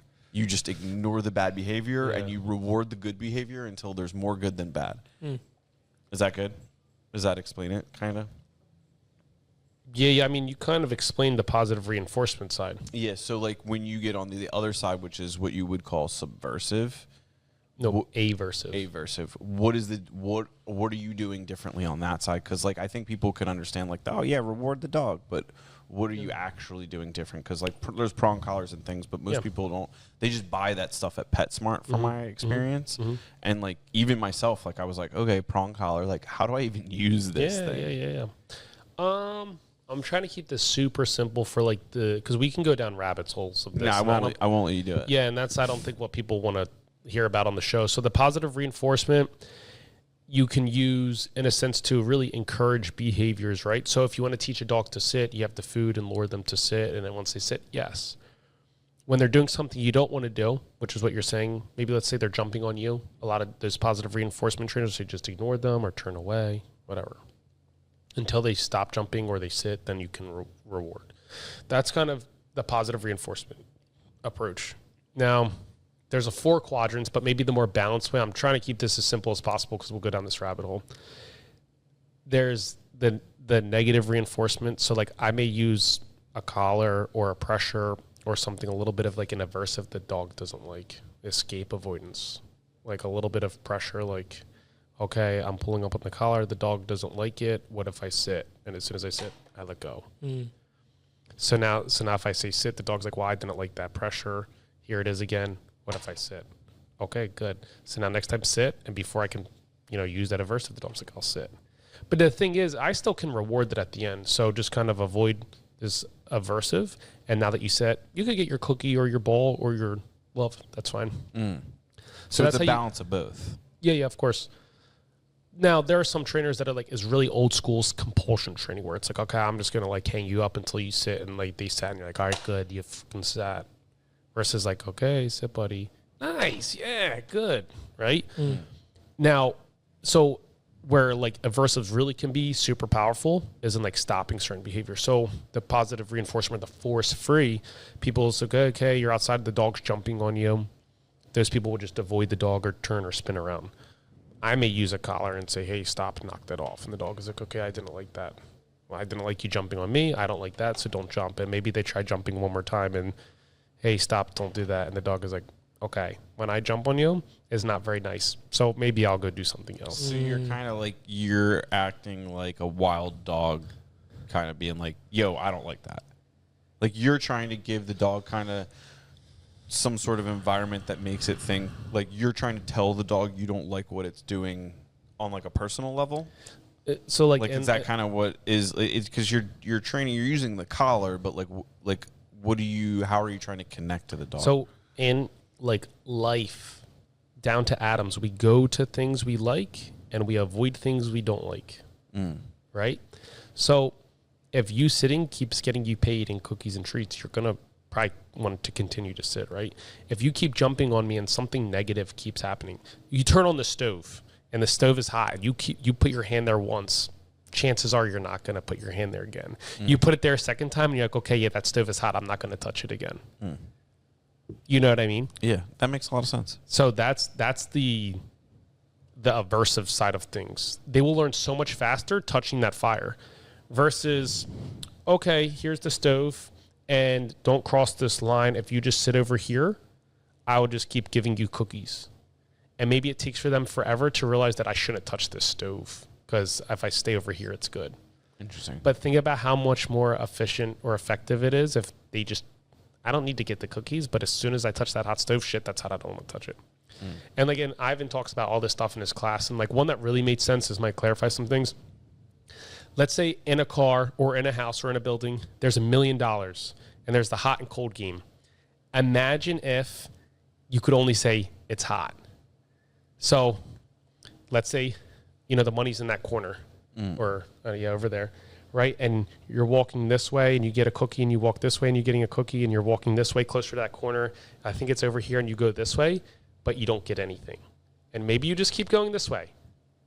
And now you left and you have only 20 minutes to find the $1 million that's over there. And the time ran out because you only got so much of a clue that, okay, I only know this is good. Hole. Yeah. No, I get what you're saying. You're trying to like, do I go left or do I go right? And in one side of training, there's only right. Pretty much. Yeah. And you're just doing so much of a dish. Like how long would it take you to get to the grocery store that you go to only making right turns? Right. Versus, okay, hot, and now you go this way and it's like cold and it's like, oh, wait, this is the wrong way. Hot, warmer. Now you got to that a lot quicker. Now, something that's super important is at what cost? At what cost to the dog? That's super important. So, in like a lot of the industries or like the service industry, the client is always right. The dog industry, I'd have to argue that that's not true.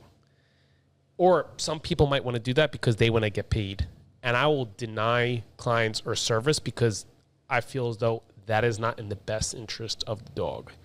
Or what they're asking for is not right or not fair to the dog. So they come into you and they're like, hey, Eric, my dog pulls. I just want a prong collar.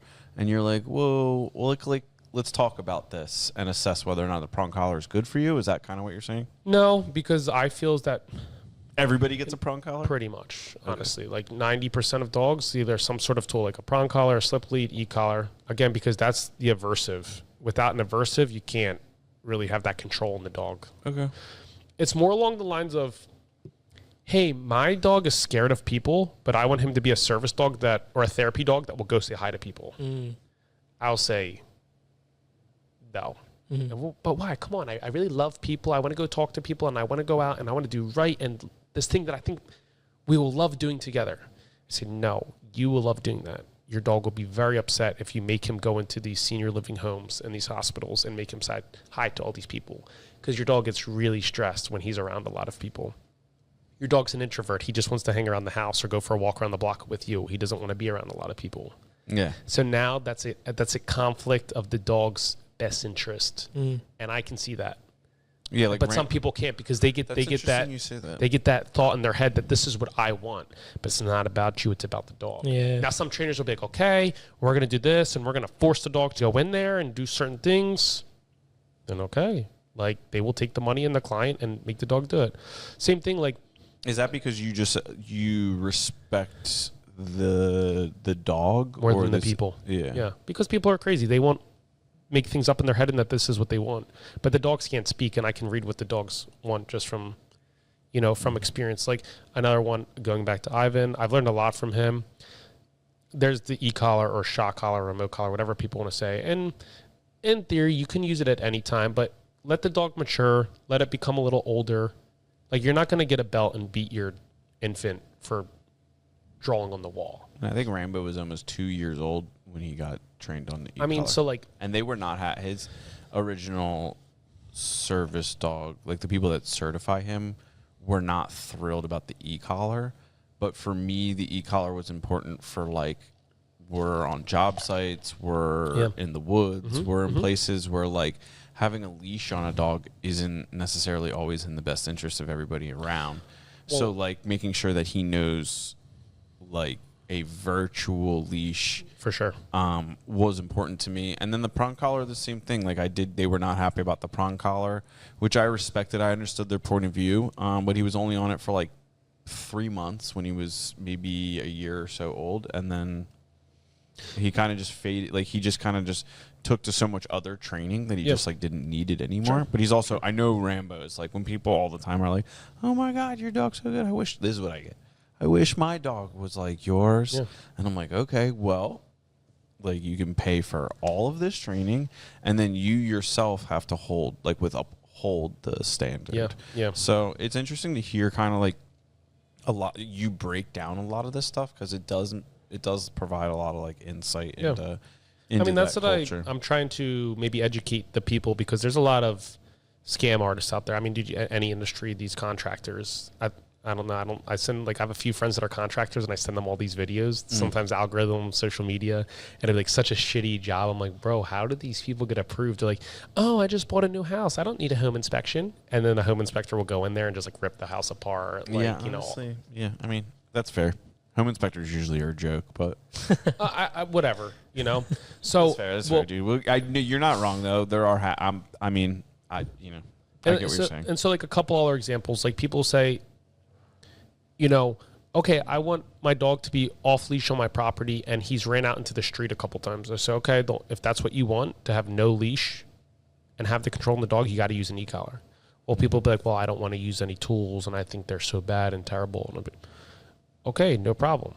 Now, there's two things. If people don't know about equipment, prong collars, e-collars, and they're open-minded about it, and they want to be educated, I will gladly take them on as a client.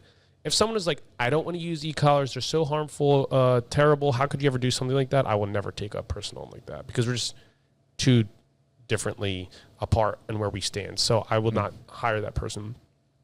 So that's where like an e-collar could be good. Now, one other point, when we were talking about younger dogs, like Ivan was saying, there was this one puppy, he was obsessed with rocks. He sold to his clients. I mean, the dog was 10 weeks old or something like that. And the guy obsessed with rocks? Like rock, yes. Okay. Like his driveway was all rocks. Okay. So anytime he let the dog out, would sprint to the driveway, and start eating rocks. Just had like some crazy fixation for them. So I think Ivan, I forget, this was years ago, Ivan's like, oh, does he really do it? Or what about this? Or what if you play with him? He's like, no, Ivan, like, I will open up the door. There could be dogs or no dogs, or we're playing, or I have food or whatever. And the only thing he thinks about is running to that driveway. My mom's calling me. She's like, I'm watching that podcast. Stop talking about me. I love you, Mom. Focus, Eric. And yeah, this is my ADD. I'm going to throw your phone out. So he's like, no, it doesn't matter what I do. The dog, he just sprints the driveway, eats the rocks. There's no stopping him. He says, okay. So he's this 10-week-old puppy, slaps on the e-collar, opens up the door, dog runs out to the street, and he just nails the dog. Yeah. Because previously, like, he's like, Ivan, it's so bad. This one time he was out there for too long. I picked him up and he sounded like a maraca or whatever that thing is. He was just shitting rocks out? His stomach was full of rocks. He had to go get surgery at like 10 weeks old to get all these rocks removed. So he hit him with the shock. So he hit him with level 1. I mean, I don't know. Probably got him. The level was high enough that after that, the dog never went back to eat the rocks again. So this is those things where it's like, yeah, but I feel bad. And I have to explain to people, like, at what cost of the dog are you willing to do or not do certain things? Like, do you want your dog to die because he ate so many rocks because you're worried that you have to use this e-collar? Yeah, but people do abuse the collar. So I think maybe that's what their of course, fear but then is. It's like they're worried about being that one person that's just like throttling their dog all the time with the... Yeah, but that's the thing. Those people aren't worried about throttling their dog because they know what they're doing. Most people aren't intentionally shocking their dog. Either they're super uneducated or they're just abusing it. Yeah, but the same people that are probably worried about using the e-collar are the helicopter moms that overprotect their kids, and then their kids grow up like unable to take care of themselves. So like that's kind of like when I've run into the e-collar thing, because my wife is very much like, she's not anti e-collar. She just personally does not want to. She's like, just doesn't want that responsibility. And then like we're talking about like our last dog was a Mastiff Plot Hound mix, and he was a handful. Yeah, he was a great dog, but like she just like, I don't care. It's like you gotta like, he has to know what your voice means to him. Yeah, I mean, and it's not a matter of like, yes, is it uncomfortable for him? Yes, facts. But like, what's more uncomfortable from him? Like him running away, him getting hit by a car, him jumping the fence and getting like, you gotta give and take. I'm not a parent yet, so I'm assuming it's something like that where it's like you gotta expose your kids to a little bit of fire. Yeah. So that they know what fire looks like when you get there. You can't create this environment.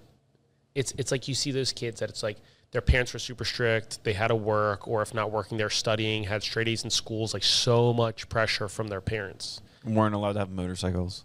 Or drink, or do anything, or have a social life. And then what happens? They're the kids that go to school, they get fucked up that first or second weekend, they're getting their stomachs pumped, you know what I mean? Like they've never been out drinking or realizing, Trump. You know what I mean? Like these people have never been able to do anything versus, hey, I'm not going to control this world for you. Like go, and if you're going to drink, just be smart about it type of thing. Call me if you need me. I feel like that's the kind of parent I would be. You know what I mean? Versus like, nope, you can't drink till you're 21. Like these people are so naive to think like, okay, people aren't going to do certain things. So when you kind of try to control this environment for the dog, it's only going to allow them to go so far versus, okay, no, go do that. Or like, if you do this, then this is what happens, which may not be good. Mm-hmm. So yeah, I don't know. We covered everything right there. I'm looking at all my questions. Yeah. And we did good. We did good. A little rabbit hole-ish?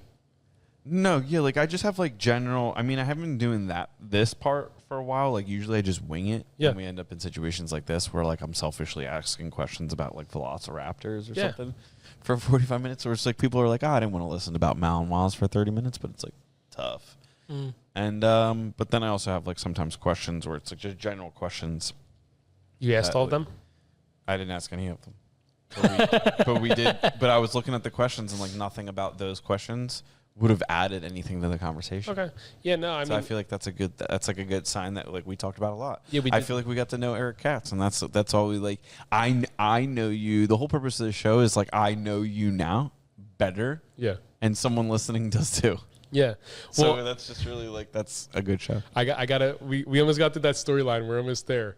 So, we're still not done. Holy shit! Oh yeah, we got like So sophomore year, junior year, and senior year, not much change. Did the service dog class. I had my dog, got the motorcycle, and then where it kind of pivoted when my junior year, I served at some restaurants, and then my junior year going into senior year, I'm like, I found out about Rover. Rover just started popping up, become a dog walker, pet sitter. So I'm like, okay, cool. What I'm gonna do? And that's an app. Yeah. Okay. I'm going to walk some dogs, sleep over some people's houses, and when I'm not doing that, I'm at Joe's training dogs. So this is all down in West Virginia? No. I came here for the summer. Okay. Here. And then went back for senior year. And Joe's up here or Joe's down there? Yeah, Joe's in Warrington. Okay. So that was that summer, going into senior year. Senior year, did a little Rover down at West Virginia, walked a couple people's dogs, did my classes, and just made sure I graduated. Then I graduated. I came home, and I hit the floor running. I had all previous clients plus the clients this year. And really, shout out to... And what year is that? Like, what year did you graduate? I graduated 2018. So that's 6 years ago. That's not long ago. Yeah. Damn. Yeah. So, shout out the community pages, Warrington community page, Doylestown community page, Shelfhound community pages. Like, those literally blew my business up because people are like, oh, I'm going on vacation or I need someone to walk my dog. And all these pet sitters had been around for a decent bit and like had established businesses, and they're just so busy and it's hard to get help for something like that they weren't taking any new business. And I'm like this new guy, I just graduated, and I'm like, yeah, I'll take you. And it's, mind you, it was kind of some older people that were like slow at answering or just like overwhelmed and just didn't answer. And I'm like, And if someone asked for a dog walker, if there was 20 people, it'd be like, this place, this place, this place. And I'd be like, hey, I'm the owner of this one. Like, I'll come and walk your dog. I'd be like, okay, you're the owner and you actually answered and actually fast. Cool, you have the job. So I went from doing Rover for like a month. I canceled Rover because I didn't need any other business from that anymore and just built my business up like word of mouth. So I was doing walks. I was doing sleeping over people's houses. And then I was training with Joe. And then I'm like, all right, Joe, like, what if we get some board and trains? And he's like, yeah, like $1,500 for 2 weeks. That's what I want. So I got like my first one or two, and I was like, yeah, I got you a sale, $1,500. Joe, this is sick. Because he's like, if you get the dogs, you train on and work on them. So then we did that. So I went from doing a couple walks a day, maybe sleeping over at one house and like training one dog. By like that next spring, so like 2019, I was so busy. I went from like 1 or 2 walks a day to like 10 to 20 walks a day. Damn. That I had to have like one other, maybe sometimes 2 other people do walks for me. Are you living at home at this point? I was living at home. And was your dog allowed in? Yeah, we were way past that point. Sophomore year, my mom got over it. She cried, and she met him at Thanksgiving, and he was this little, like, 12-week-old Doberman that was so fucking cute. My mom was like, all right, he could stay. You know, it is like that novelty effect where, like, my dad loves animals. That's where I get it from him. And my little sister was there, and she helped out. So between me, my dad, and my sister, we all took care of the dog. He was only there for a week, so it was, like, perfect. Like, he didn't live there. He got to come there. He was great. He was cute. He was sweet. Everyone helped out. I left. He was out of sight, out of mind. So my mom's like, okay, yeah, this could work, you know? Okay, cool. So we're back in it. We're back in. Yeah. You're what? So you're training these dogs for $1,500. Yeah, so $1,500. So then that next like spring, I'm like so busy. I got a bank account, an LLC. I got insurance. I'm like making social media pages. Like I'm becoming legit. I'm like, this is a legit business. Because this is 2019 now? Yeah, spring 2019. Because my mom and my older sister, they're like bad and badder or worse, whatever you want to say. And they're like, damn, we're just ragging on the moms. My mom loves me. My sister's definitely like more annoying about it, but she knows it too. Shout out Marissa. My younger sister Morgan, they can't even defend themselves right now. My younger sister Morgan, she's always like dope and been supportive. I'm like, you got this, bud. My older sister is the same with my mom, but like they would like duke heads because they're always like, I have to have the last say. So you have 2 people with I have the last say, and they've had their good times with each other. So they would always be like, okay, when are you gonna go get a job? When are you gonna really make money? When are you really gonna start putting resumes? Like, you can't make money off this or have a living or have a family. And what was your college degree in? Multidisciplinary studies, MDS. Basically like liberal arts, general arts, whatever. It's just like the most basic piece of paper you can get to say that you have a college degree. Interesting. Okay. Because there's nothing. So that was that. And then like winter really slowed down. And even now winter slows down for me. But at the time I went from like kind of busy that summer of 2018. Fall was good. Winter slowed down. And then that's when they were like really nagging on me. Then spring I was like, all right, I really got to bump this up. Let's get more business. Let's do things. So I got really active in the community pages, built up my Facebook, Instagram. And then I just went hard, and I went from those couple walks and couple sleepovers to like the 10, 20 walks a day and sleeping like me and one other person sleeping over. Like I lived at home, but I didn't even live at home because I was so busy. I was just sleeping at someone's houses like every night for like months at a time. I think there was one point I'd sleep in my bed for like 3 months. Damn. Because I just stayed at so many people's houses for so long.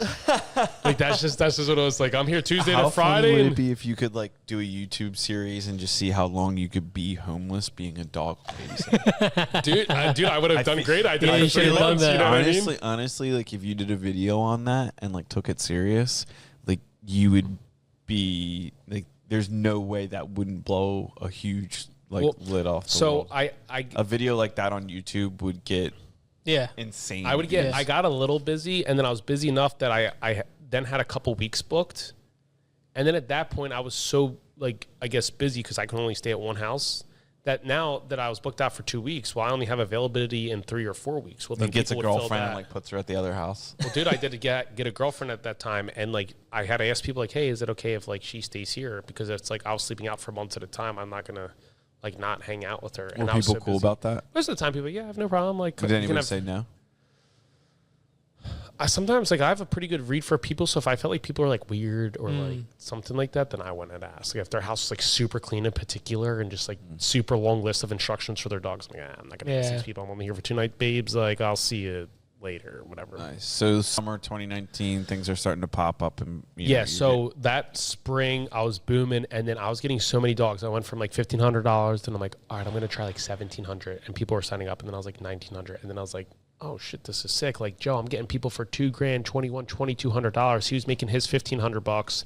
I'm making $300, $400, $500, $600 on a dog too, because I was doing all the work. Like, I ate shit for a year. Like, I was making no money from him. I was just out there grinding every day, like 7 a.m., like sun up to sundown, walking people's dogs. When I wasn't, I was with him training his dogs that he made money for free, you know? But in return, I was learning how to train dogs. Like, that's just what I had to do. I was paying for, I was just putting my time. Yeah, I was paying my dues, you know? Okay. So I did that.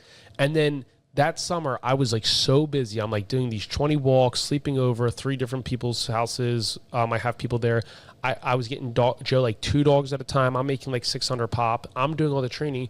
So then like one day that light bulb went off and I'm like, dude, like what am I doing? I'm burning myself out. I'm running around like crazy.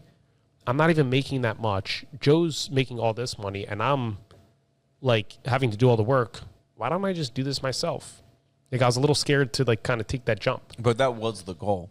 That was the goal. I just thought maybe I needed it to be further down the road. Like, all right, I don't think I'm ready yet. But I was like, I talked to my one friend that kind of worked with another dog trainer. She's like, why not? Like, what are you doing? I was like, oh, I've never done it by myself. Like, the dogs have always been at Joe's or Joe's always come with me. And she's like, you're already doing everything. Like, just go do it. And I was like, okay.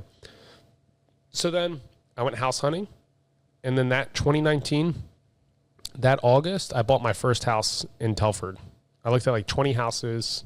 And this was the one that had enough of a yard, a walkout basement that I could have the business in the basement and my life upstairs. So I went from trying to go to like 10 people's houses a day and going to Joe's to train to I can have 4 dogs at my house. Because it'd be like $20 for 30 minutes for me to go to someone's house. And I could charge like $50 a night. So that'd be like 3 walks basically of an hour and a half of walking people's dogs when I could have just 1 dog stay at my house. So I have to drive around less. Then instead of getting a board and trade for $2,000, keeping $500 and giving Joe $1,500 to do all the work, now I was just keeping all $2,000. You know what I mean? So then like that's how I went from that. It was a 3-bedroom. It was me and my girlfriend at the time, and I had 2 roommates. My mortgage was $1,900. They both paid $700, so it was $1,400 I was getting in rent. I had a $1,900 mortgage, so I paid $500 out of pocket. She paid utilities, and then I was just raking in the money at that point. So I was like, oh, this is sick. Did it for like a year.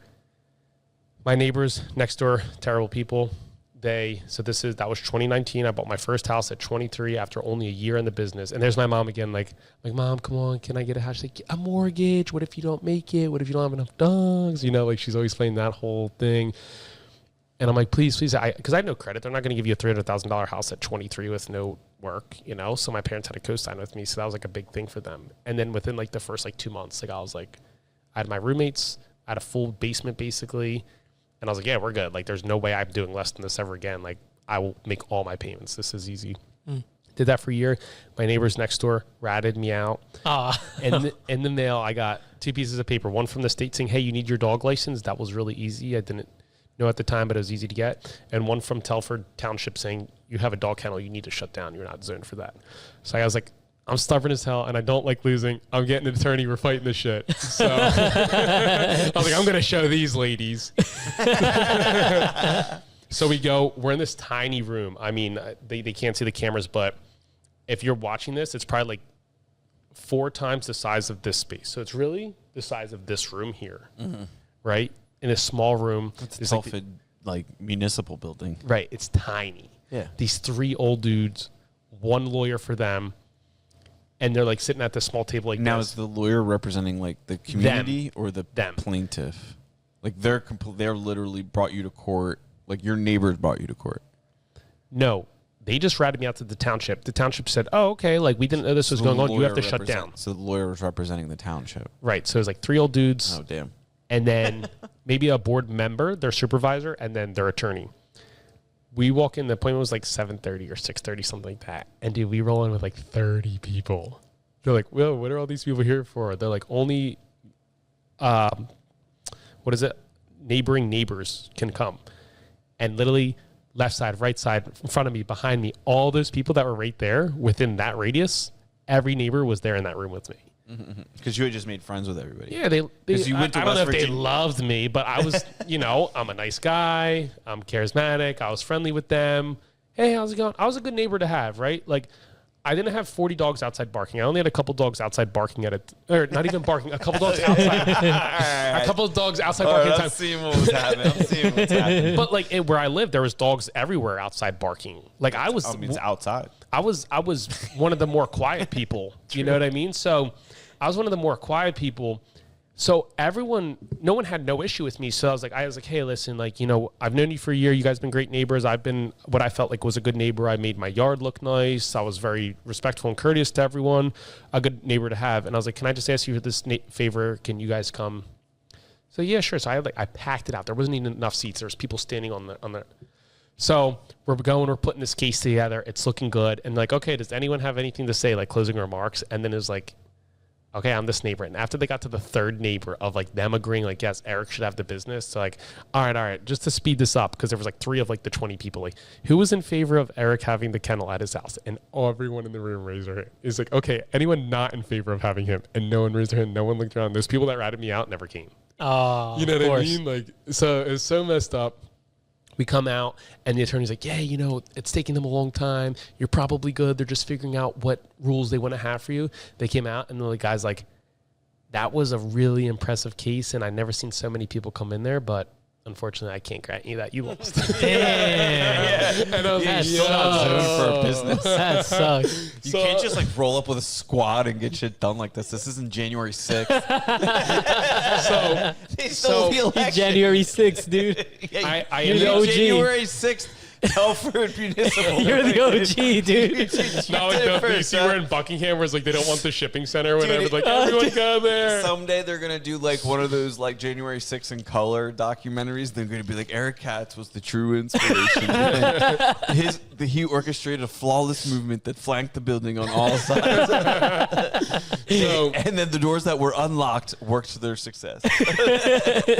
Yeah, so I mean, that was the best and worst thing that ever happened. Like, that crushed me so hard. I'm like, I've worked so hard. I've been here for a year only. I just bought a $300,000 house. I thought I was going to be here for years. And now I'm getting, like, shut down. And this is my business. If I have to shut down, I have to sell my house and move in with my parents and figure out my next move or whatever it is.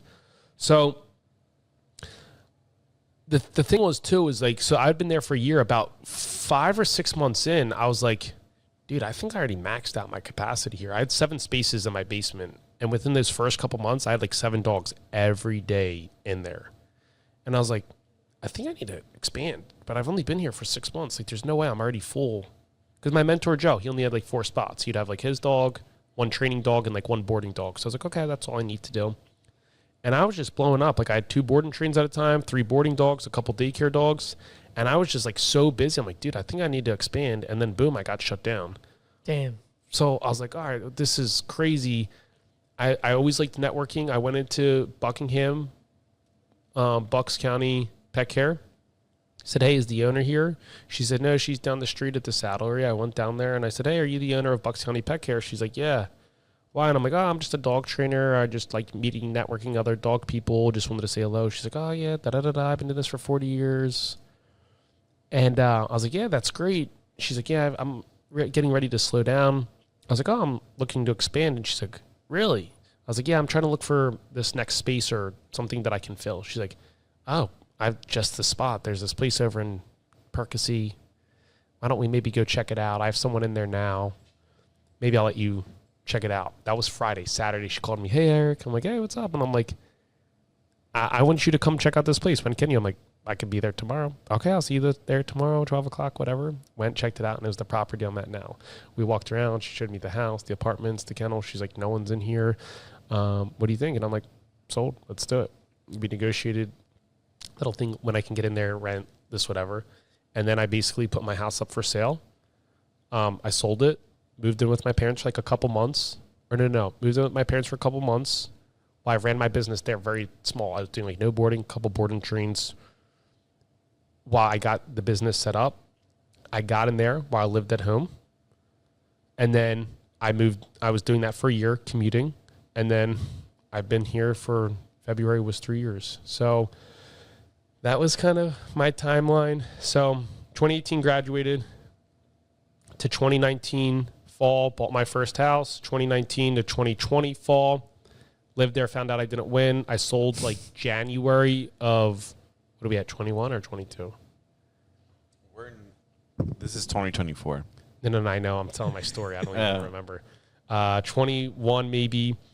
I sold my house, moved in till spring 22 or 21, and then spring 21 to 22. Yeah, this is right. I commuted at the kennel, and then 22 to now 24. I've lived there. I bought the property. So that's kind of my, I guess, life story a little bit there. Yeah. So a lot of ups and downs. I got my property closed and the question started with, what were you like as a kid? yeah, you're right. That's how we went down this rabbit hole. But I feel like No, I feel like, I mean, I tried to end the show like 30 minutes ago. I know, I do feel and that. And we learned even more about you, so I'm glad we didn't. Yeah. Yeah, well, I feel like I've told that story, or people like, why you, or sell me yourself. And I don't really feel like I sell myself, but I just tell that story, and people are like, all right, I'm like really interested or hooked. Like, that's the cool story. Like, yeah, when can we start training? Yeah. Something like that. So I just feel like it, or there's a lot of things where people will think they'll know me, or I'll get on a podcast, or we'll go down something, or I'll talk something about more. I'm like, oh, I didn't even know that happened to him, or that this happened or that happened. I make some post every here and there on Facebook about maybe some bigger updates and stuff. So people are following along where I was like, I can't believe I'm getting shut down. And then I was like, oh, I sold my house, and oh, I bought a new house or whatever.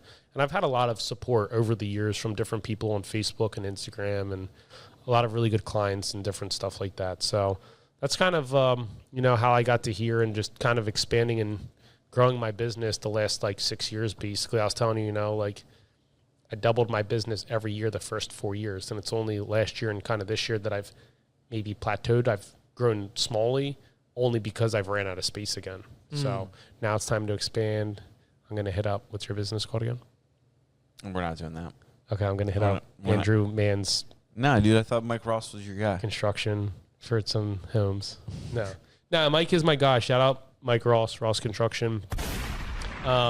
He actually renovated the kennel. So when I got in there, my landlord, she's like, just come in here, start getting some clients in here, make some money, and then put some money back into it.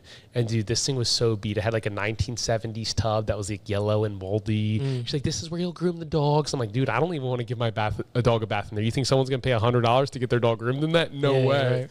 So I got in there, and maybe for like a couple weeks or like a month, I was in there and running the business. And then like right after that, like a month or two in, Mike was in there, and I dropped, I don't know, like $80K renovating the whole building. So the inside of the building's been great. The last like real big project I did was I got the outside yard turfed just this past like month or two. Shout out Mason's Landscaping. Did an excellent job turfing, because before it's just like some grass. And then obviously after having 20 dogs there, 40 dogs there all day, the grass turned to dirt. So I had to put, at that time I was like, okay, do I spend like the $7,000 for gravel or the $30,000 for turf? I was like, I don't have $30,000. I'll pay the $7,000 for the gravel. And that only lasted for so long. I think just because it wasn't installed right, so all the tarps underneath ripped and the mud and dirt and everything got up. The dogs got super dirty. The inside of the building got dirty. It was a pain in the ass. So not that I only spent $7,000, but I had to spend the $30,000 to get it turfed anyway, so I spent $37,000.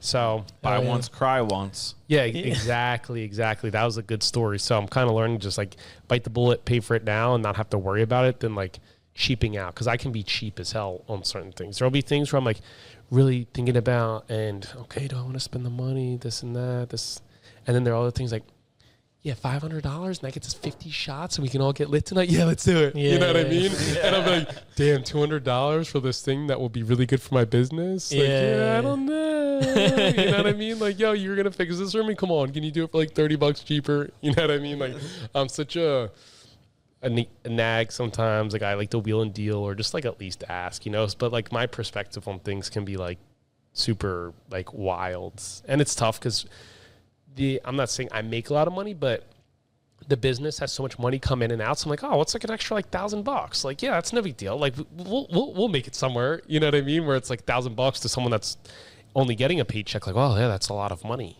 You know, like my neighbor's tree fell and he wants me to clean it up. And I went over there with the sight lines and it wasn't on my property. He's like, yeah, I don't know if I'm sold. Like, I think it's still yours.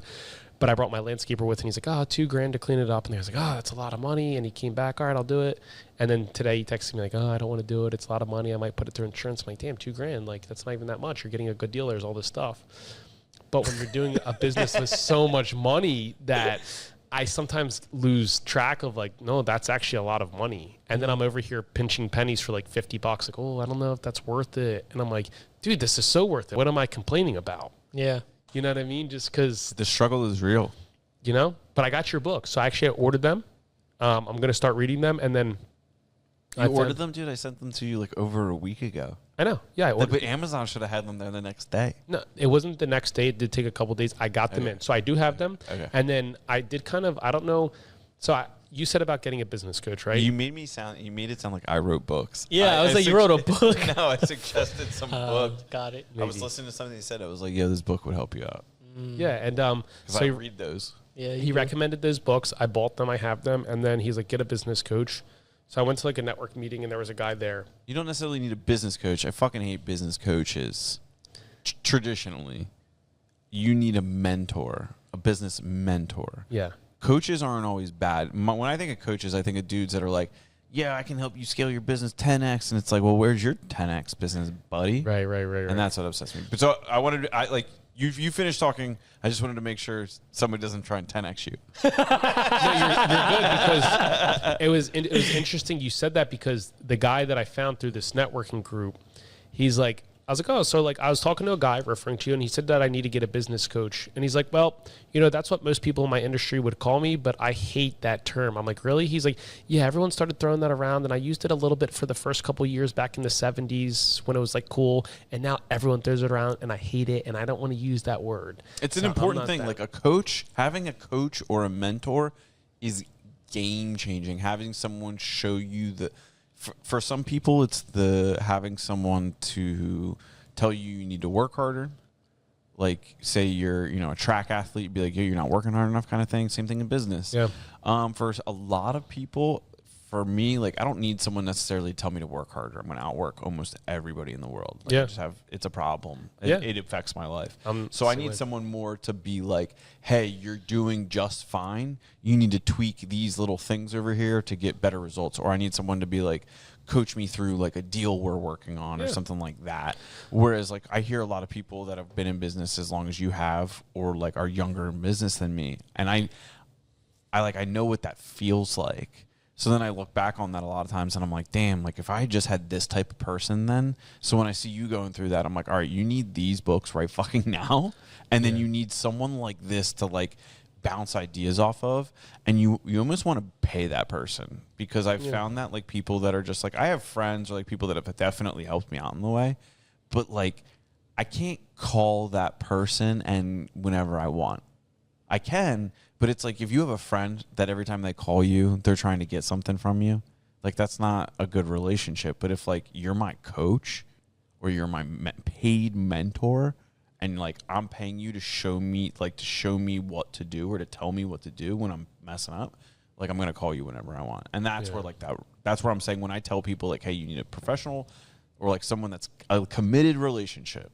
Usually it's like sales or stuff like that. Well, so it's interesting. That's really cool that you were able to find somebody so quickly or just happened to. Well, I reached out to the guy before I was talking to you about it. And then I just followed back up. And then we got on the phone and we talked for like an hour. And he's like, I really want to meet you. Like he was just interested in my story. Why'd you make him sound like he was a 1930s like villain? I want to meet you. Well, he's a little older, man. He's up there. Come on, Eric. Let me see. But it was cool because he's like he said the same exact thing about you. He's like, I hate the term business coach because it's these young guys or it's these sales teams of people that want to sell you and they'll sell you, but they've never actually been there or built businesses. And he says, it's really good about someone that can really separate between someone that really knows what they're doing or doesn't. He said, there's one question you can ask. Millions of dollars. No. He said, what? So okay. So what is it? He says, ask them if they've ever signed the front of a check. Because you'll have these people that give all this advice, like you said, and they'll show you how to 10x a business. Like, okay, if it's that easy, where's your 10x business? Like, oh, well, I've never built a business. I know how to build the business. That's so true. And it's like I'm starting to like literally. It doesn't bother me as much as it does or it did at one point. But there were so many times where I'm like, why is this person? And it's like a bit of like ego and like maybe insecurity, maybe not. Where you'd see these dudes on Instagram, you'd be like, why the hell does this dude have a business coaching businesses? This jackass doesn't have a business. Right. His business is getting people to pay him to coach their business. Yeah. Like, and everybody is hyped on this dude. Yeah. And I'm like, how do nobody else see this? Or I went to like a contractor specific like thing, maybe a year ago or so now. And the guy that was presenting was very informative, like very nice guy, like had a lot of really good points. But then like when I started asking him like after his presentation, like, oh, like I was genuinely curious. I was like, oh, dude, what did you do? Dude, nothing. And I was devastated. I left there being like, I drove home in silence. I didn't pay for anything, but I drove home being like, oh, damn, like that guy had a lot of really good points. Like, is he just like, where'd he get those points? Like, they're not even, are they his? Like, did I just waste my time? Like, but then I was like, you know what? He triggered my thinking. Like, maybe his role isn't maybe a business coach isn't, like, maybe a requirement isn't then to be successful. Like, I know very successful MMA or boxing coaches that aren't world champions. Right? So it's like kind of like, I was like, well, what did he do? He asked thought-provoking questions. He made points that made me relook at how some of the things I'm doing maybe I could do differently to like better suit our business. So maybe I'm the asshole for thinking that this guy needs to own a business like mine to be able to like look at mine and offer me insight. But then I got out of my car and I was like, yeah, he damn well better own a multi-million-dollar big construction company if I'm going to listen to him. Well, because like I can't trust that I need to know. Like I was like, I really drove home that day. I remember it like very vividly. I was like, why am I pissed off about this? This is ridiculous. Like, I shouldn't be this bothered. And then I was like, it really comes down to like, I want to trust you, and for me to trust you, I need to know that you've already done this or gone further than this. Well, and that's what it comes down to is trust. That's a big thing, right? There's a saying, how can you take me to somewhere you've never been? And that's kind of a big one that's coming around in the dog training world, because you have all these new trainers that are these Instagram trainers with thousands of followers and are post all this stuff. And then they go to these trials that we're talking about, and there's the BH, the level 1, 2, 3, right? And it's like they've never got past level 1. And they're training all these people and have all these clubs and charging people for seminars. And then you have these people that are like the level 3, like laughing at these people, like, how are you going to say, I'll take your dog to a level 3, but the furthest your dog's ever gone is a level 1? But almost like for you, though, and this is like, I'll do this to myself, too. I'll be like, damn, but I got to be grateful for these fucking idiots, because if they didn't exist, I wouldn't be living such a great life. So, like, there's dudes that, like, will send me comments on Instagram or something about, like, stuff we're building. And I'll be like, buddy, dude, like when you're done like remodeling the powder room in your house, like, or you're the mom's house that you live in, like, all right, when you figure out how to get the wallpaper off the wall, like I'll come tell you how to build a house. Yeah. And then but sometimes there's people I'm like, dude, no, screw you, buddy. And I'm like, wait a minute, why am I letting this guy, like, this guy's nobody? Why am I letting Mr. Handyman fix it 10, like three posts, 10 followers, like, who is this guy? There was this one video we posted a long time ago, and I'm like scared to ever repost it again, because like the comments were like, and I think they were Canadian comments, because like they didn't understand what I was talking about, but like the subject that we were talking about, like they call things differently in Canada. So they were like, yeah, that's not what it's called, you jackass. Like, and then like in the midst of this one comment, there's like a girl being like, but his eyes are so green. And I'm like, God damn, I don't know what I'm talking about, but my eyes are green. Like, I'm a piece of shit. Like, but then I was like, you know what? Screw these Canadians. They don't even know what, you click on these people's profiles and you're like, this guy doesn't even build anything. Why am I letting this affect me? Yeah. So no, we've really gotten off the rails here at the end of this show, but yeah, we did. We've been all over the place. It's been a good conversation. I mean, and then also you said, what could the industry change? I think the two things is. Oh wow! I forgot about that question. Yeah, damn, Gilmer's like, oh shit, here we go. Change cameras. I think the two things would be like less drama. There's so much dog drama between trainers and train this way and that way, and I'm better and you're better and I can show you, and that's one. And two, going back, and I think I got the answer from speaking aloud was, I wish more trainers were at what cost to the dog. because they will do like, well, this is all I know, or this is how I've only ever done it, and this is what my clients want for their dog. And too many people get caught up on that versus, okay, I want to do what's in the best interest of this dog. And maybe that's what my answer would be. Oh, wow. Makes sense. Wow. That's romantic. Yeah, that's beautiful. We're going to have to... Yeah. Romantic, all right. I only hold hands with people I can choke out. Let's get on the table right now. This is how we're ending this show. Swiping everything off the table. Oh, he doesn't want it. That'd be fucking Yo, crazy. shout out Heel Hook Colt. Yo. Fresh new lineup, new gear. Shout out. Got us hooked up with fresh sweatshirts and t-shirts. Who's that? Danny Katz. He's My uncle? like, no. That's good. No. I've never. Are you Jewish? My dad is. My mom's Catholic, so I was raised Catholic. Oh, okay. Damn, you're fake cats. Fake cats. I almost feel like if I told my other cats they would make you come and like turn your yarmulke in. I don't have one, so there's nothing to turn in. But things are hot right now, so like they might ask you to like they might overlook your Catholic upbringing. They need numbers. Yeah, can you help us out? They need numbers. They're like, join the ranks, Eric.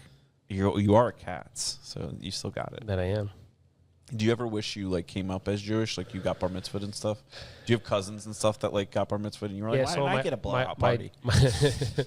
My dad's side, my dad has one brother with 2 daughters and then one sister with 3 kids. So I've been to some bar mitzvahs and bat mitzvahs and stuff like that. But now, honestly, I'm not a very religious person. Right, I don't really go to church or believe much that there is. Like, I don't know. You believe in science?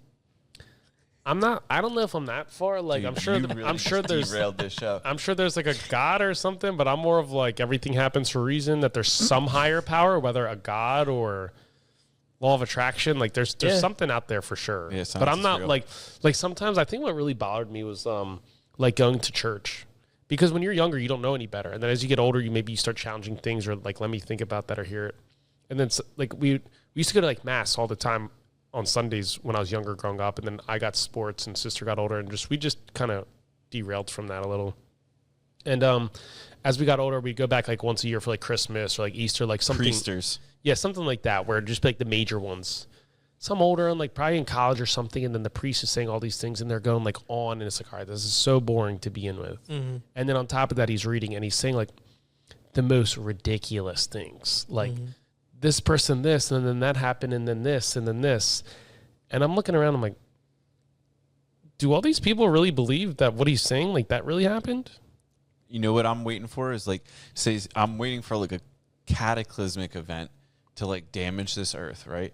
Because all of our shit is no longer in paper. It's all on hard drive. So we would lose everything we have like pretty easily, right? And then I'm waiting for someone. What about the cloud? No, the cloud's down, dude. You won't Cloud, be able to access that. No, everything, computers No are way. down, electricity's down. Like if we lose the grid, all the cloud's gone. There's no accessing the cloud, right? So think about this, right?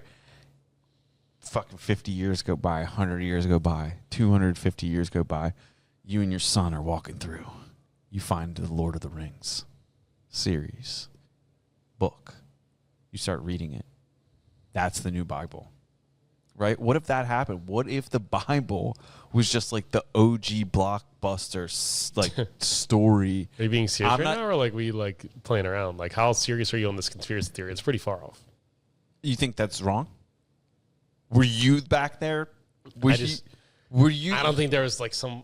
Well, also, wasn't it been like some dude- 200 years? Some dude was just walking around and found some stone tablets with some 10 rules of life on there.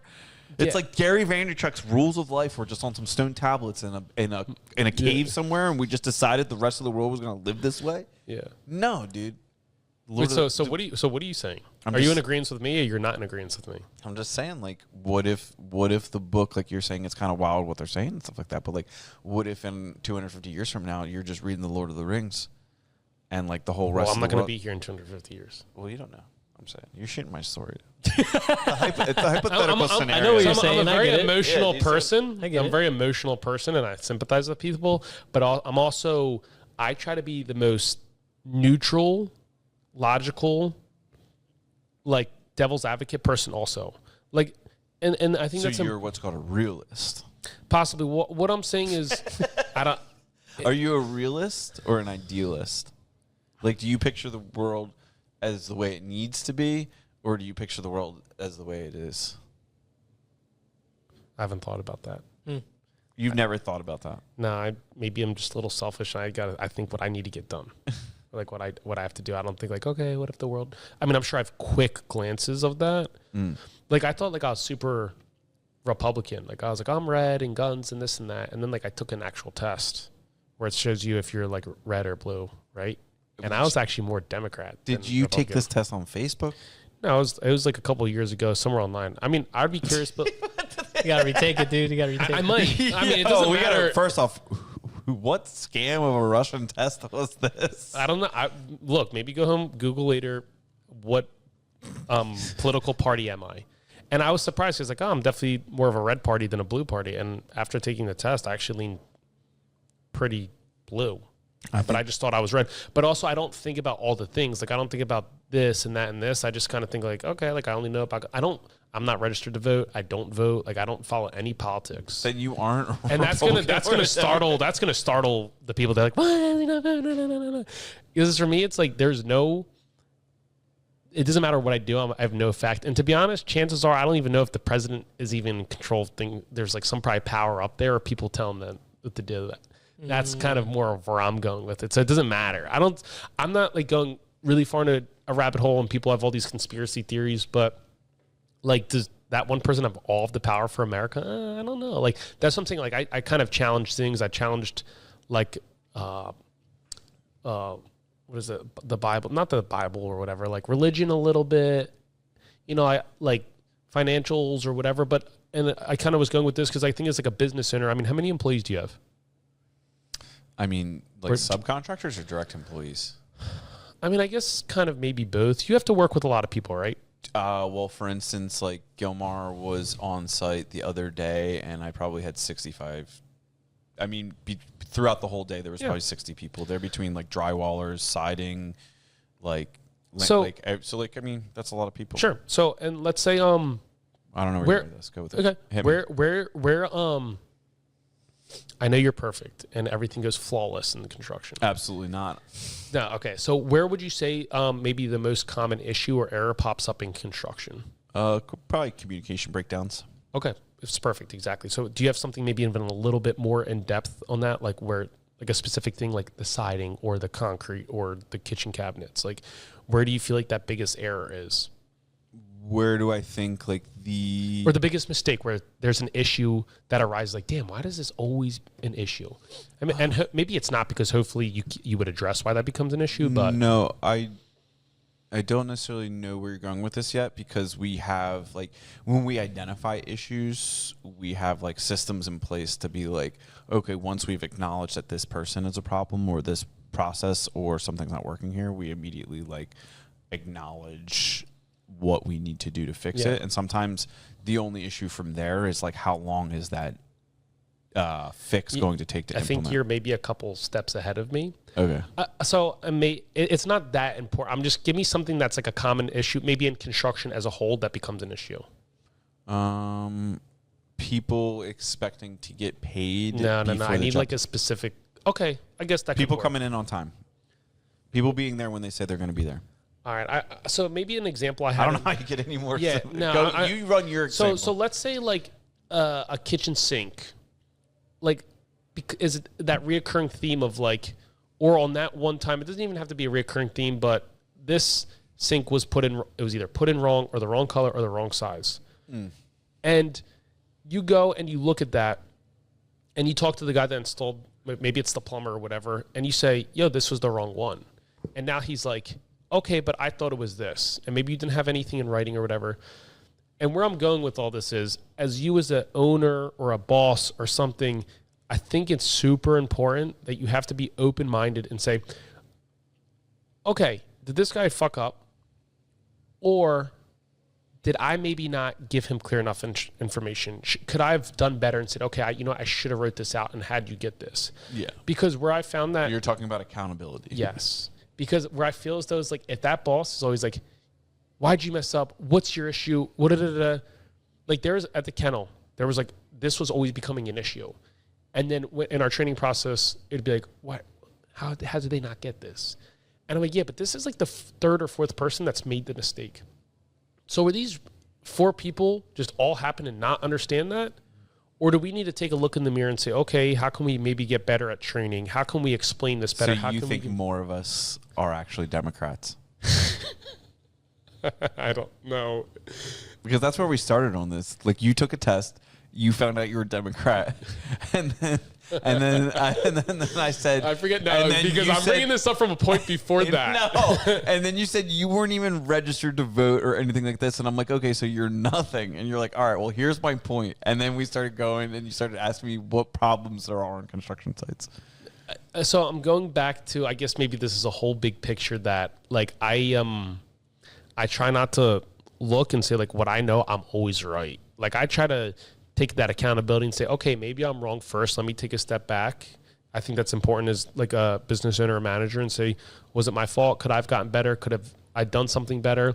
And at that point, if everything was clear, then it's, okay, now where did they mess up kind of thing. I forget why I went on that rant. So it's okay. Maybe it was the realistic or idealistic? Yeah, the realistic versus idealistic. Okay, so does that give you any help better of what I am? Absolutely not. All right. Then I don't know. Maybe I just went on that. I think perhaps realistic. Yeah, you seem to be realistic. Yeah, like you know Greta Thunberg? Nope. She's that like the whatever European chick that goes on and just like complains about the environment. It sounds familiar, but I've do something. No, it sounds familiar. The name sounds familiar. So environmentalists, like type people, like the people that sit in the highway to like block traffic to like protest for global warming. Yeah. Those people are idealists. They believe the world should ideally look this way, like a certain way. It's not specific. It's just like, ideally, this is how things should be. Ideally, you should tip the barista. Ideally, you should stop at a stop sign. Realists are, some people don't stop at stop signs. I look both ways no matter what. I think, but I'm probably a realist, though. Yeah, I would say so. Because, like, I'm in that moment. Whereas people that train dogs, that the one way where they just reward and they don't do adversives. Oh, they're idealists. Idealists. Oh yeah, no, real. Not across the board, but that's Sure. more of an idealist. It's like ideally the dog gets better from here, whereas like a realist is like, look, like we kind of have to be real about this. Like, your dog's an asshole. He looks at me. He looks through me. Yeah. He doesn't even listen. No, that makes sense. It's like ideally the dog would never leave my side. But realistic, your dog has a mind of its own that he's going to go venture out one day. Look, there's a bird. Yeah. Bye. Ideally, in their world, there's no bird for the dog to get distracted. Yeah. So realistic, the bird's there. So now either you train and work through that, or you don't, or hope that bird never fought through that conversation. We got through it. You got to check your phone to make sure you have any other points you got to hit? No, actually, I was making notes as I go. That's what I do in therapy sometimes, because I'll be ranting or I'll go in there. My therapist like, I love you, because people come in here and I have to like pull teeth to get them to speak, and I come in there with my laundry list. So there's this, and there's that, and there's this, and shout out to therapy and mental health. There's nothing wrong with that. Go do it. Even as men, do you guys go do therapy? Oh my God. Shut the show down. This has been Eric Cass. This is the type of people that make you feel bad for doing therapy. No. So go do therapy. No way. Yeah, go do therapy. That's not at all the case. Yeah, not at all. Yes or no? Have you ever done therapy? We can put. Have you ever done therapy? Here, I'm gonna be a real asshole. We can put how much I spend on therapy a year against how much you spend, and we'll go balls for ball. I don't go that much, but you go. Oh yeah, dude. We spend money on therapy. Okay, good. Yeah. Dude, I have a golden retriever that literally goes everywhere with me. Like, let's be honest about mental health here. All right, so this has been the No Prisoners podcast. We had to end the show aggressively with Eric because he was taking, it was just the Eric Katz takeover. We learned a lot about Eric. We still love him. We love him even more now. Yeah. He is a character. We'll see if this is a top 10 episode or not. If you're still with us, see you at happy hour. Yeah, this was probably a long one, right? Like, what are they usually? Eric, shut up. You almost 10Xs, dude. 10X. All right, so our next point's going to be we're here all day, all night. Thanks for listening. This was Gilmar, Andrew, Eric, and Rambo on the floor. We'll catch you next week. See you guys. Thank you.